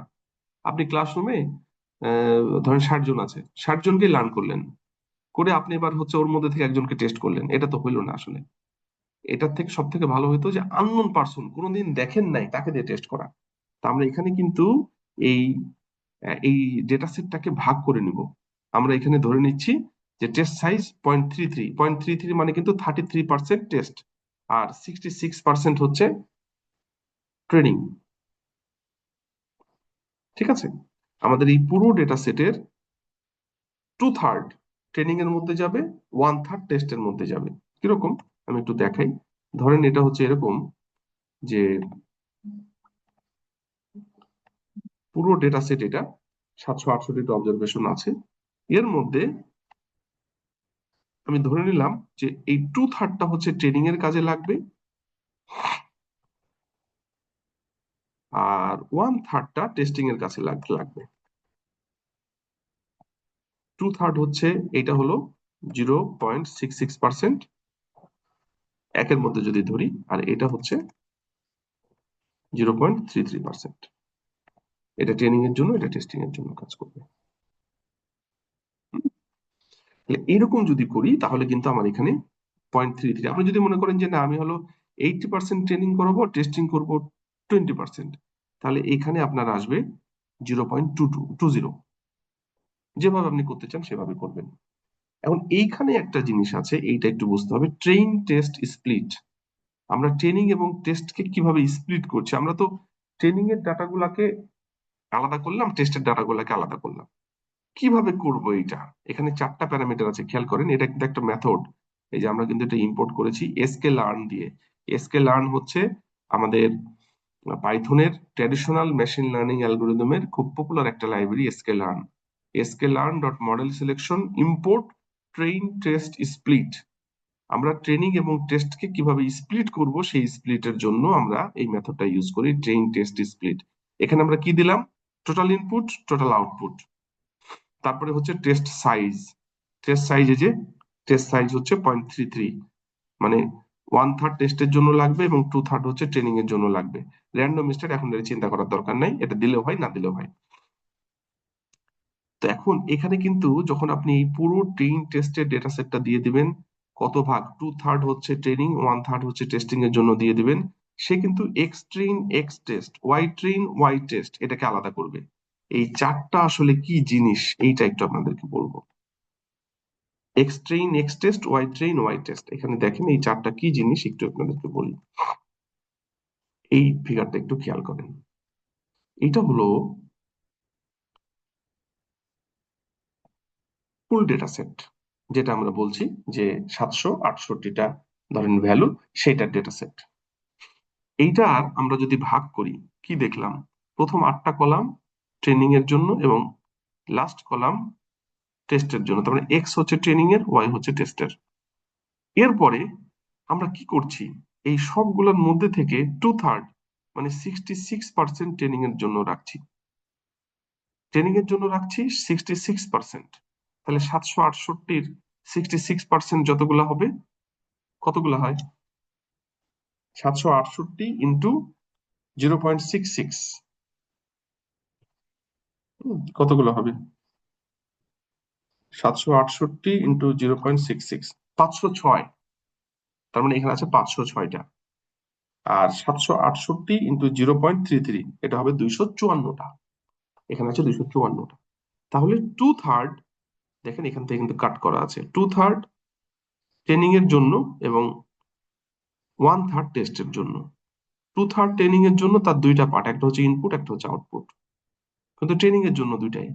আর 1/3 টেস্টের জন্য, একটা হচ্ছে ইনপুট, একটা হচ্ছে আউটপুট। এখন আমরা এইখানে মেশিন লার্নিং অ্যালগোরিদম মানে কেএনএন চালাবো। এটাতে চালানোর পরে সে কিন্তু একটা রেজাল্ট দিবে, তাই না? সে কিন্তু একটা রেজাল্ট দিবে, একটা লার্ন টেমপ্লেট তৈরি করে রাখবে। কিরকম? এই যে লার্নিং অ্যালগোরিদম ইউজ করার পরে একটা লার্ন টেমপ্লেট তৈরি করবে, এইটা হচ্ছে সেই লার্ন টেমপ্লেট।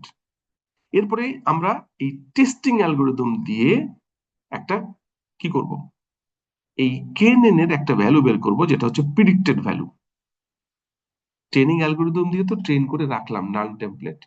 এরপর টেস্ট দিয়ে আমরা কিন্তু, এইটা কিন্তু আমাদের অরিজিনাল ডাটা, যে 1/3 যে অংশটা আমাদের টেস্টের মধ্যে ছিল সেটা কিন্তু আমরা এখন ইউজ করব না। আমরা এইটা কিন্তু অফ রাখবো, এই অংশটুকু। আমরা এইটা দিয়ে টেস্ট করে দেখবো যে এটা কিন্তু প্রিডিক্টেড, যে কত হচ্ছে। কারণ এখানে লার্নিং করার পরে যে লার্ন টেমপ্লেট হইলো, এই লার্ন টেমপ্লেটের যে ভ্যালু, সেই ভ্যালুর উপরে আমরা এই টেস্ট ডাটা দিয়ে এটাকে টেস্ট করে দেখব যে এটাকে বলা হচ্ছে প্রিডিক্টেড ভ্যালু। এখন এই প্রিডিক্টেড আর যেটা অ্যাকচুয়াল হওয়ার কথা ছিল, সেটার মধ্যে ডিফারেন্স কত, সেটাই কিন্তু আপনার অ্যাকুরেসির পার্সেন্টেজ। লার্ন টেমপ্লেট এর যেটা হলো ট্রেনিং অ্যালগোরিদম দিয়ে, সেটাতে টেস্টেড ডাটা দিয়ে আমরা চেক করব, সেটা হচ্ছে প্রিডিক্টেড ওয়াই। অরিজিনাল ওয়াইটা কিন্তু ইউজ করব না, এটা তো হাতে আছেই। প্রিডিক্টেড ওয়াই এর সাথে এই অরিজিনাল ওয়াই যেটা, সেটা এবার এই দুইটার মধ্যে ডিফারেন্স বের করে আমরা অ্যাকুরেসিটা দেখবো যে কত হচ্ছে। আমরা যদি এটাকে আরো ডিটেলস দেখতে চাই, এখানে আরো একটা ফিগার দেখেন, এই যে ফিচার ডেটা, এই যে এটা হচ্ছে ইনপুট, এটা হচ্ছে আউটপুট, এটা হচ্ছে লার্নিং ট্রেনিং এর জন্য, এটা হচ্ছে টেস্টিং এর জন্য। আমরা মডেলে দেওয়ার পর এই যে এমএল মডেল মানে এখানে আমরা যে কোনো অ্যালগোরিদম দিতে পারি, যেমন এখানে কেএনএন দিচ্ছি, দেওয়ার পর আমরা ওইটাকে লার্ন করব, তারপরে এটা দিয়ে টেস্ট করে প্রিডিক্টেড আর এটা হলো অ্যাকচুয়াল, এই প্রিডিক্টেড আর অ্যাকচুয়ালের মধ্যে সেটা আমরা ডিফারেন্স দেখে বুঝতে পারবো যে অ্যাকুরেসি কত। আমরা যদি আবার কোডে ফিরে আসি,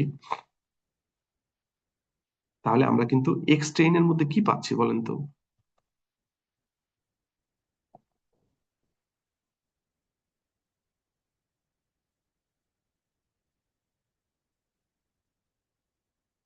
এক্স ট্রেইনের মধ্যে আমরা কি পাচ্ছি, আমরা যদি এটা একটু ম্যাচ করি, দেখেন এক্স ট্রেইনের মধ্যে আমরা কি পাচ্ছি। এক্স ট্রেইন মানে এইটা না, এই যে এক্স ট্রেইন মানে এইটা, এক্স টেস্ট। আচ্ছা আগে এক্স ট্রেইন ওয়াই ট্রেইন ধরি, এক্স ট্রেইন মানে হচ্ছে এইটা, হ্যাঁ, আর এক্স টেস্ট মানে হচ্ছে এই যে এইটা, ইনপুটের X train X test, Y train এই যে ওয়াই টেস্ট। তাহলে এইভাবে কিন্তু চারটা ব্লক আমাদের ভাগ হয়ে যাচ্ছে এইটা দিয়ে, ট্রেইন টেস্ট ডিসপ্লে দিয়ে। আমার মনে হয় এবার বোঝাতে পেরেছি। এই চারটা ব্লকের এই চারটা, X train X test, Y train Y test. এরপরে দেখেন আমরা হচ্ছে মডেল, কি মডেল নেব, আমরা আগেই বললাম কে nearest neighbour classifier, K N use করছি। এইটার জন্য কিন্তু আমাদের এখানে ইম্পোর্ট করতে হবে যে SK learn dot neighbours import K nearest neighbour classifier, এই যে কে নিয়ারেস্ট নেবার ক্লাসিফায়ার।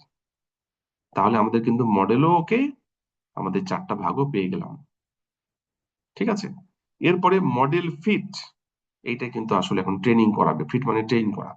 ট্রেনিং এর মধ্যে কি কি দিব আমরা দেখেন তো, কি কি দিব, এই পার্ট দিব আর এই পার্ট দিব না। এই পার্ট মানে কি, এক্স ট্রেন ওয়াই ট্রেন, এই যে এক্স ট্রেন ওয়াই ট্রেন দিয়ে ট্রেন করাচ্ছি, এই যে এক্স ট্রেন ওয়াই ট্রেন দিয়ে ট্রেন করাচ্ছি।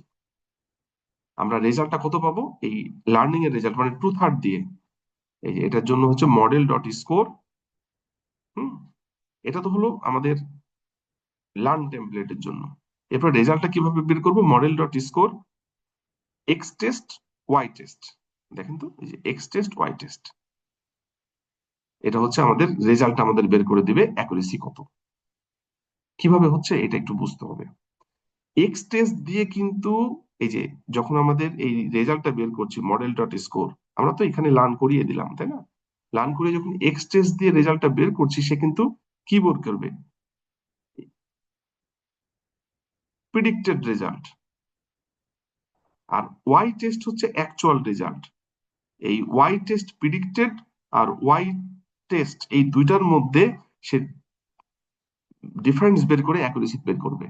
এই অ্যাকুরেসিটা আসলে প্রিন্ট হবে কত পার্সেন্ট অ্যাকুরেসি আসছে। তার মানে একবার বলি, এই দুইটা দিয়ে আমরা লার্ন করছি লার্ন টেমপ্লেটে, এইটা দিয়ে টেস্ট করে আমরা প্রিডিক্টেড ওয়াই পাচ্ছি, আর অ্যাকচুয়াল ওয়াই তো আছে, প্রিডিক্টেড ওয়াই আর অ্যাকচুয়াল ওয়াই, এই দুটার মধ্যে থেকে অ্যাকুরেসি বের করে আমাদের অ্যাকুরেসিটা দিচ্ছে। আমাদের অ্যাকুরেসি কত হচ্ছে একটু দেখাই,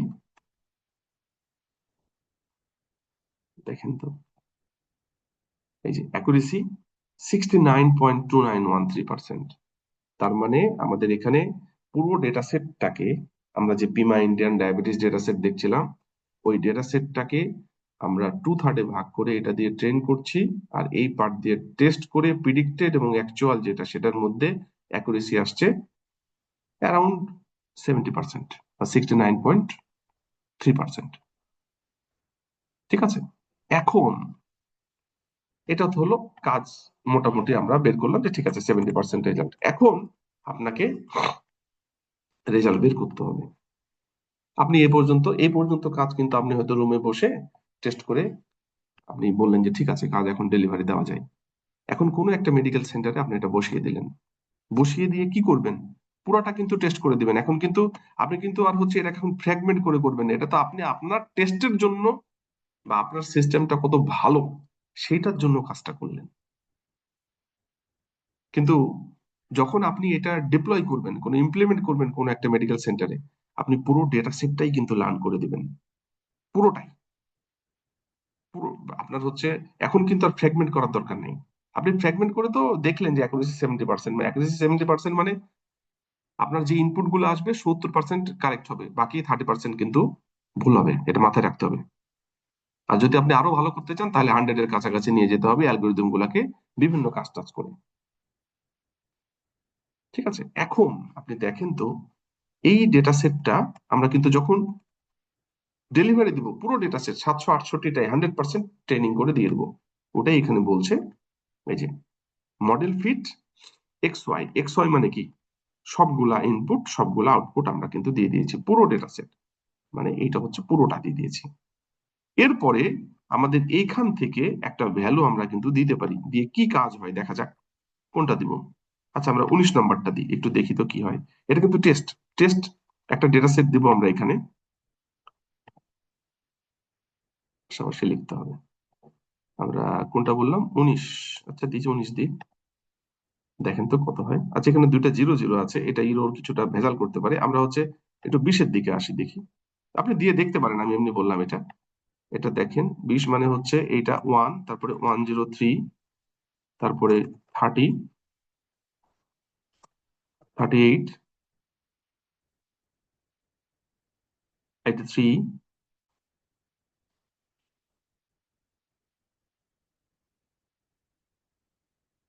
যে ভুল করলাম, 103, 30, 38, 38-এর পরে 83, 43.3, 0.183, 33।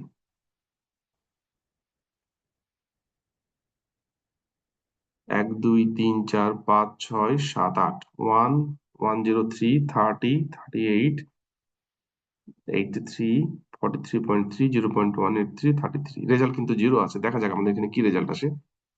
আমরা যদি এটাকে রান করি, এই যে রান, আমরা তো একটু টেস্টের ডাটাটা দিলাম, এরপরে যে কোনো একজন পার্সন আসলো, ধরলাম তার টেস্টের ডাটা এটা কি হবে, মডেল ডট প্রিডিক্ট বলা হচ্ছে, এই ইনপুট দিয়ে প্রিডিক্ট করে দেখো তো কি হয়। এই ডাটাটাই, যে এটা কিন্তু একটা function model dot predict test, এই ডাটা দিয়ে টেস্ট করে দেখবে যে এটা 1 না 0, 1 হলে ডায়াবেটিক আছে, 0 হলে ডায়াবেটিক নাই।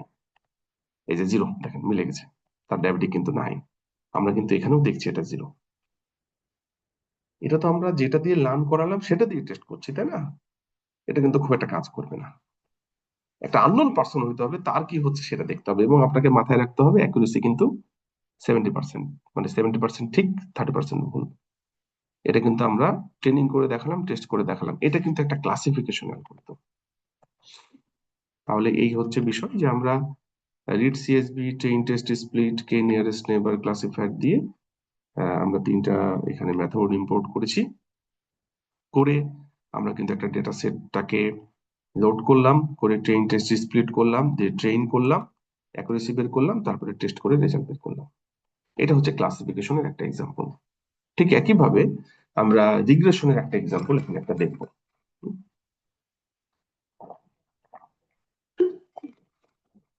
রিগ্রেশনের এক্সাম্পল কেমন হতে পারে, আমরা কিন্তু ভ্যালু প্রিডিক্ট করার চেষ্টা করছি, তাই না? রিগ্রেশনের জন্য আমরা যেটা করতে পারি,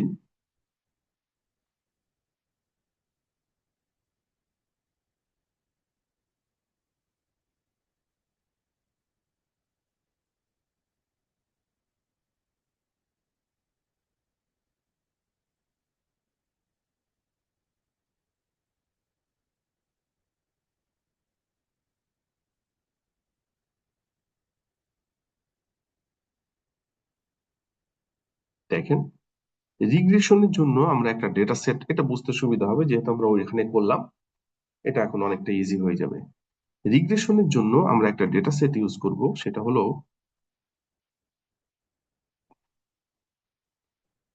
খুব পপুলার একটা data set, housing data set.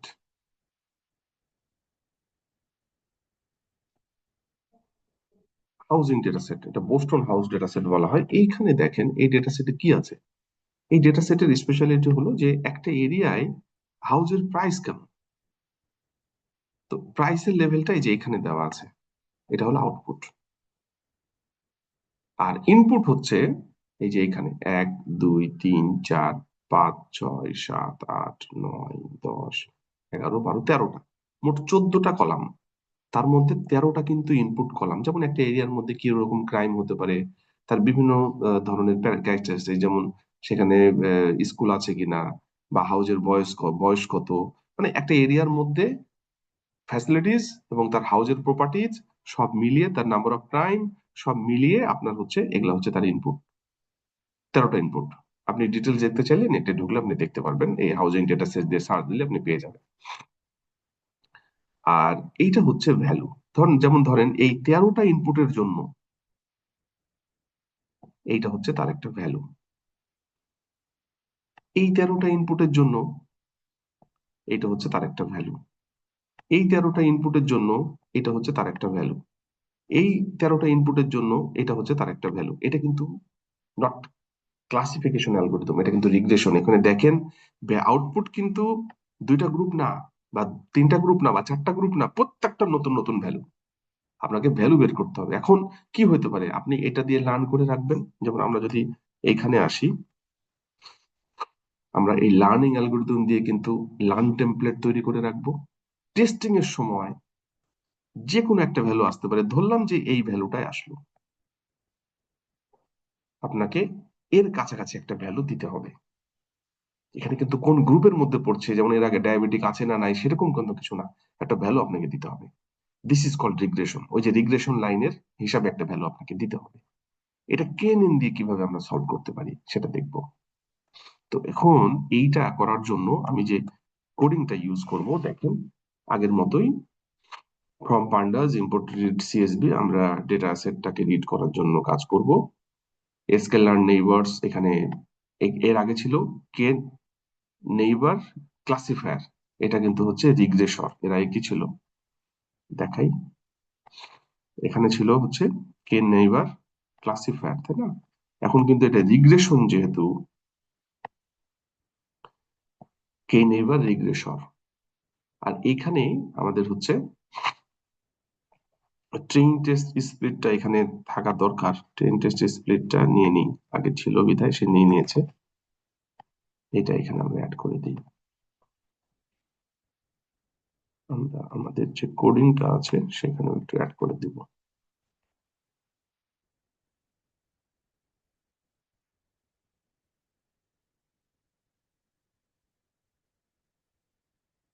তো এইখানে হচ্ছে আমরা কে নিয়ারেস্ট, কে নেইবার রিগ্রেসর দিলাম, মানে কে নেন আসলে ট্রেইন টেস্ট স্প্লিট করার জন্য এটা ইউজ করলাম। আর এখানে আমাদের এখানে কিন্তু দেখেন, এখানে যেটা ছিল আমাদের রিগ্রেশন লাইন তৈরি করার জন্য যেটা হয়, আমরা একটু এখানে দেখি। রিগ্রেশন লাইন তৈরি করার জন্য এখানে ধরেন যে এভারেজ ভ্যালু যেটা বের করলাম, সেইটার ইরোর আসলে প্রিডিক্টেড এর কত অ্যাকচুয়ালের থেকে, সেটার কিন্তু একটা ইরোর লাগবে। এখানে অ্যাকুরেসি সাধারণত মেজার করা হয় না আমাদের। ক্লাসিফিকেশনের সময় আমরা অ্যাকুরেসি মেজার করি, আর রিগ্রেশনের সময় ইরোর মেজার করি। অ্যাকুরেসি তো বুঝতেই পাচ্ছেন, প্রিডিক্টেড থেকে অ্যাকচুয়ালের কত পার্সেন্ট অ্যাকুরেসি হলো। আর রিগ্রেশনের সময় আমরা যেটা করি সেটা হচ্ছে যে আমরা যে প্রিডিক্টেড ভ্যালুটা বের করলাম, আর যেটা আমাদের অরিজিনাল ভ্যালু হওয়ার কথা ছিল, ওইটার মধ্যেকার ইরোর কত সেটা বের করি। এটা জেনারেল ট্র্যাডিশন আসলে।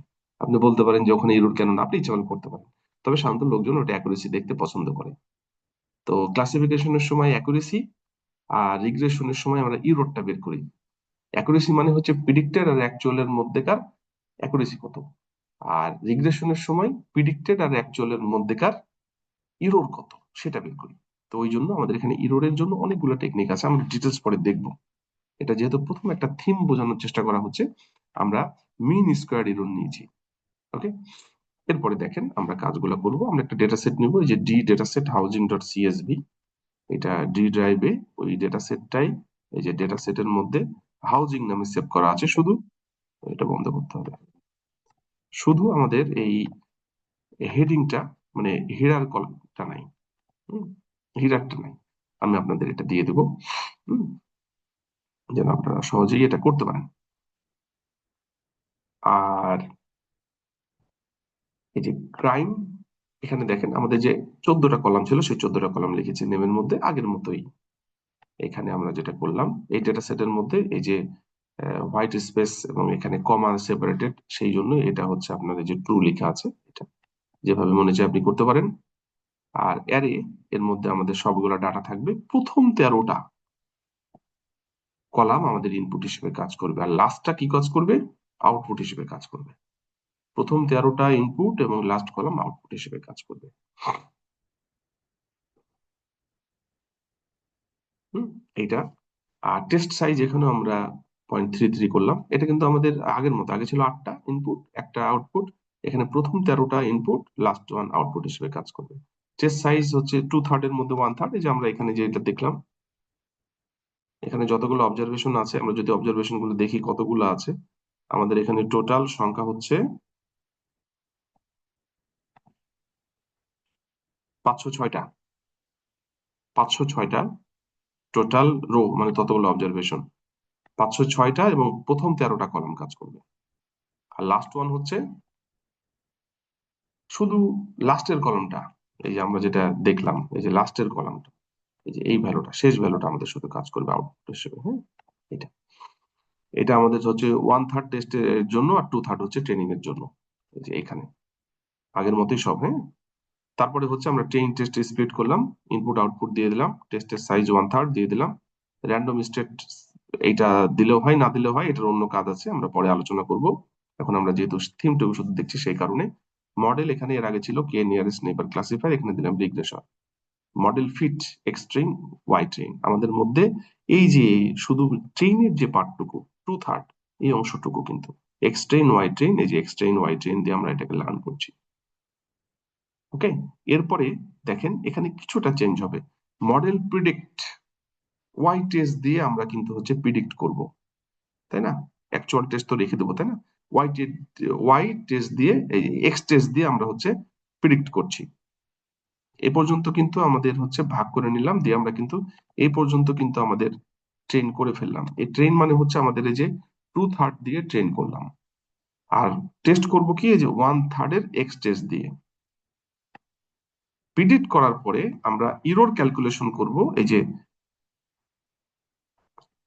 এটা কিন্তু এই যে প্রিডিকশনের মধ্যে আছে আমাদের, এক্স টেস্ট দিয়ে কি পরিমাণ আমাদের প্রিডিক্টেড আউটপুট পাইলাম। এখানে আমরা যখন টেস্ট করতে যাব, এক্স টেস্ট এই ভ্যালুটা দিলে আমরা এই প্রিডিকশনের মধ্যে এই ওয়াই প্রিডিক্টেড এর ভ্যালুটা পাবো। তারপরে আমাদের এখানে যে বিভিন্ন টাইপের ইরর মেজারমেন্ট টেকনিক ছিল, মিন স্কোয়ার ইরর, আমরা সেটা ইউজ করলাম। ওয়াই টেস্ট, ওয়াই টেস্ট মানে কিন্তু এইটা, যেটা অ্যাকচুয়াল, আর এটা হলো প্রিডিক্টেড। মানে এক্স টেস্ট দিয়ে আমরা পাইলাম, সরি, এক্স টেস্ট দিয়ে আমরা পাইলাম হচ্ছে প্রিডিক্টেড ওয়াই, যেটা এখানে আছে প্রিডিকশনের মধ্যে। এখন আমরা হচ্ছে এই মিন স্কোয়ার এরর দিয়ে ওয়াই টেস্ট আর প্রিডিক্টেড, এই দুইটা যদি বের করি ইরর, তাহলে আসবে এমএসসি এর মধ্যে, আমরা ইররটা এখানে পেয়ে যাব।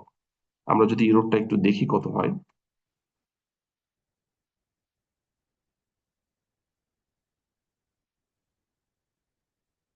রান করি। ইরর হচ্ছে, এগুলা হচ্ছে আমাদের ওয়ার্নিং দিচ্ছে, এগুলো চিন্তার কিছু নাই। 34.49, এত পার্সেন্ট ইরর, প্রায় 35%-এর মতো ইরর, মানে যে রেজাল্ট দিবে সেটা কিন্তু 35% অ্যারাউন্ড ইররে ভরা। এটা কিন্তু কমানো যেতে পারে, পরে আমরা দেখবো। তো এখন এইটা তো হচ্ছে আমাদের লার্নিং হয়ে গেল, যে এই লার্নিং করে আমরা দেখলাম যে এটা হচ্ছে 35% অ্যারাউন্ড ইরর আসছে। এখন আমরা কিন্তু একটা ভ্যালু দিয়ে সেটাকে টেস্ট করে দেখতে পারি। একটু দেখি তো, এখান থেকে আমরা একটা ভ্যালু দিই, ওই ডেটা সেটে আসি, তাহলে বুঝতে একটু সুবিধা হবে।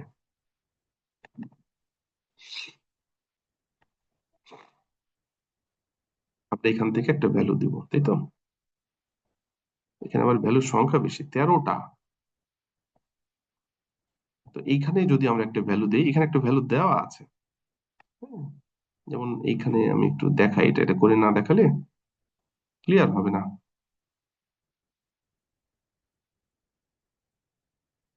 একটা ভ্যালু আমি নিই, কোনটা নিব? আমি ধরলাম এখানে, ওখানে 20 নাম্বার নিয়েছিলাম, এখানেও 20 নাম্বার নিই, দেখি কি হয়। এই 13টা ইনপুট দিলে 20.2 এর কাছে আসার কথা, তাই না? তাহলে এখানে কি হতে পারে একটু দেখি।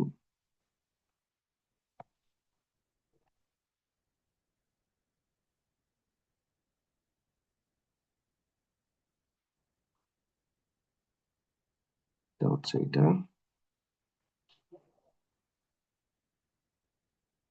তারপরে 0 8.14, 0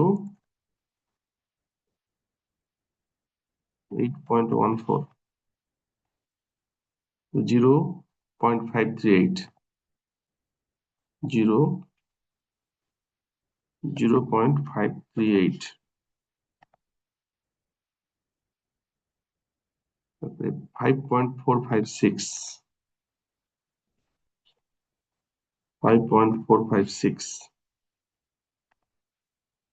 36.6,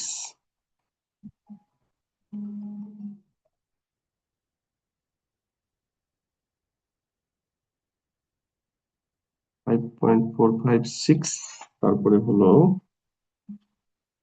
36.6, 36.6, 3.7965, 7965, তারপরে হচ্ছে 4, 307, 307, 21, 288.99, 288.99, 11.69, 11.69। দেখি তো আরেকবার মিলিয়ে নি। 80.80271, 0 8.14, 0.538, 5.456, 36.6, 3.7965, 4, 307, 21, 288.99, 11.69, 11.69। আমাদের এটা আসবে 20.2, তাই না? আমরা এখানে লিখলাম। এটা কিন্তু আমাদের হচ্ছে প্রিডিকশনের জন্য।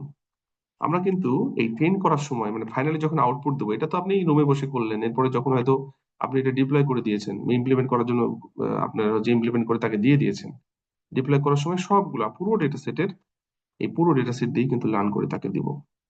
তারপরে এবার হচ্ছে এই একটা ডাটা আসলো, রেজাল্ট কত হতে পারে দেখি কত হয়। 15.7, এখানে হওয়ার কথা 20.2, আসছে 15.7। কিছু করার নেই, ইরোর তো থাকবেই, ওই যে ইরোর, এটা 34.4 আসছে রেজাল্ট, কিন্তু এই এত পার্সেন্ট ইরোর সহ কিন্তু কনসিডার করা হচ্ছে 15.7। মানে হওয়ার কথা 20.2, গেছে হচ্ছে 15.7-এ। এটাই হচ্ছে রিগ্রেশন। এই ইরোর যদি 0 হইতো তাহলে কিন্তু 20.2 আসতো। হুম, আমাদের ইরোর 34.4, 15.7 আসছে।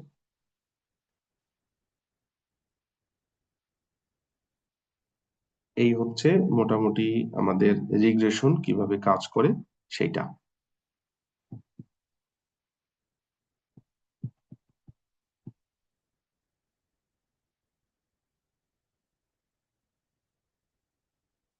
তো আমরা মোটামুটি ভাবে এখানে রিগ্রেশন কিভাবে কাজ করে তার জন্য লাইব্রেরি গুলাকে ইম্পোর্ট করলাম, ডেটা সেটটাকে লোড করলাম, ট্রেন টেস্ট স্প্লিট করলাম, আমরা কে নিয়ারেস্ট নেইবার রিগ্রেশন মডেল দিয়ে সেটাকে লার্ন করলাম, 2/3 দিয়ে 1/3 দিয়ে টেস্ট করে দেখলাম 34.4% এরর আসছে, তারপরে আমরা পুরোটা দিয়ে লার্ন করিয়ে আমরা একটা ডামি ডাটা দিয়ে টেস্ট করে দেখলাম যে রেজাল্টটা কত হচ্ছে।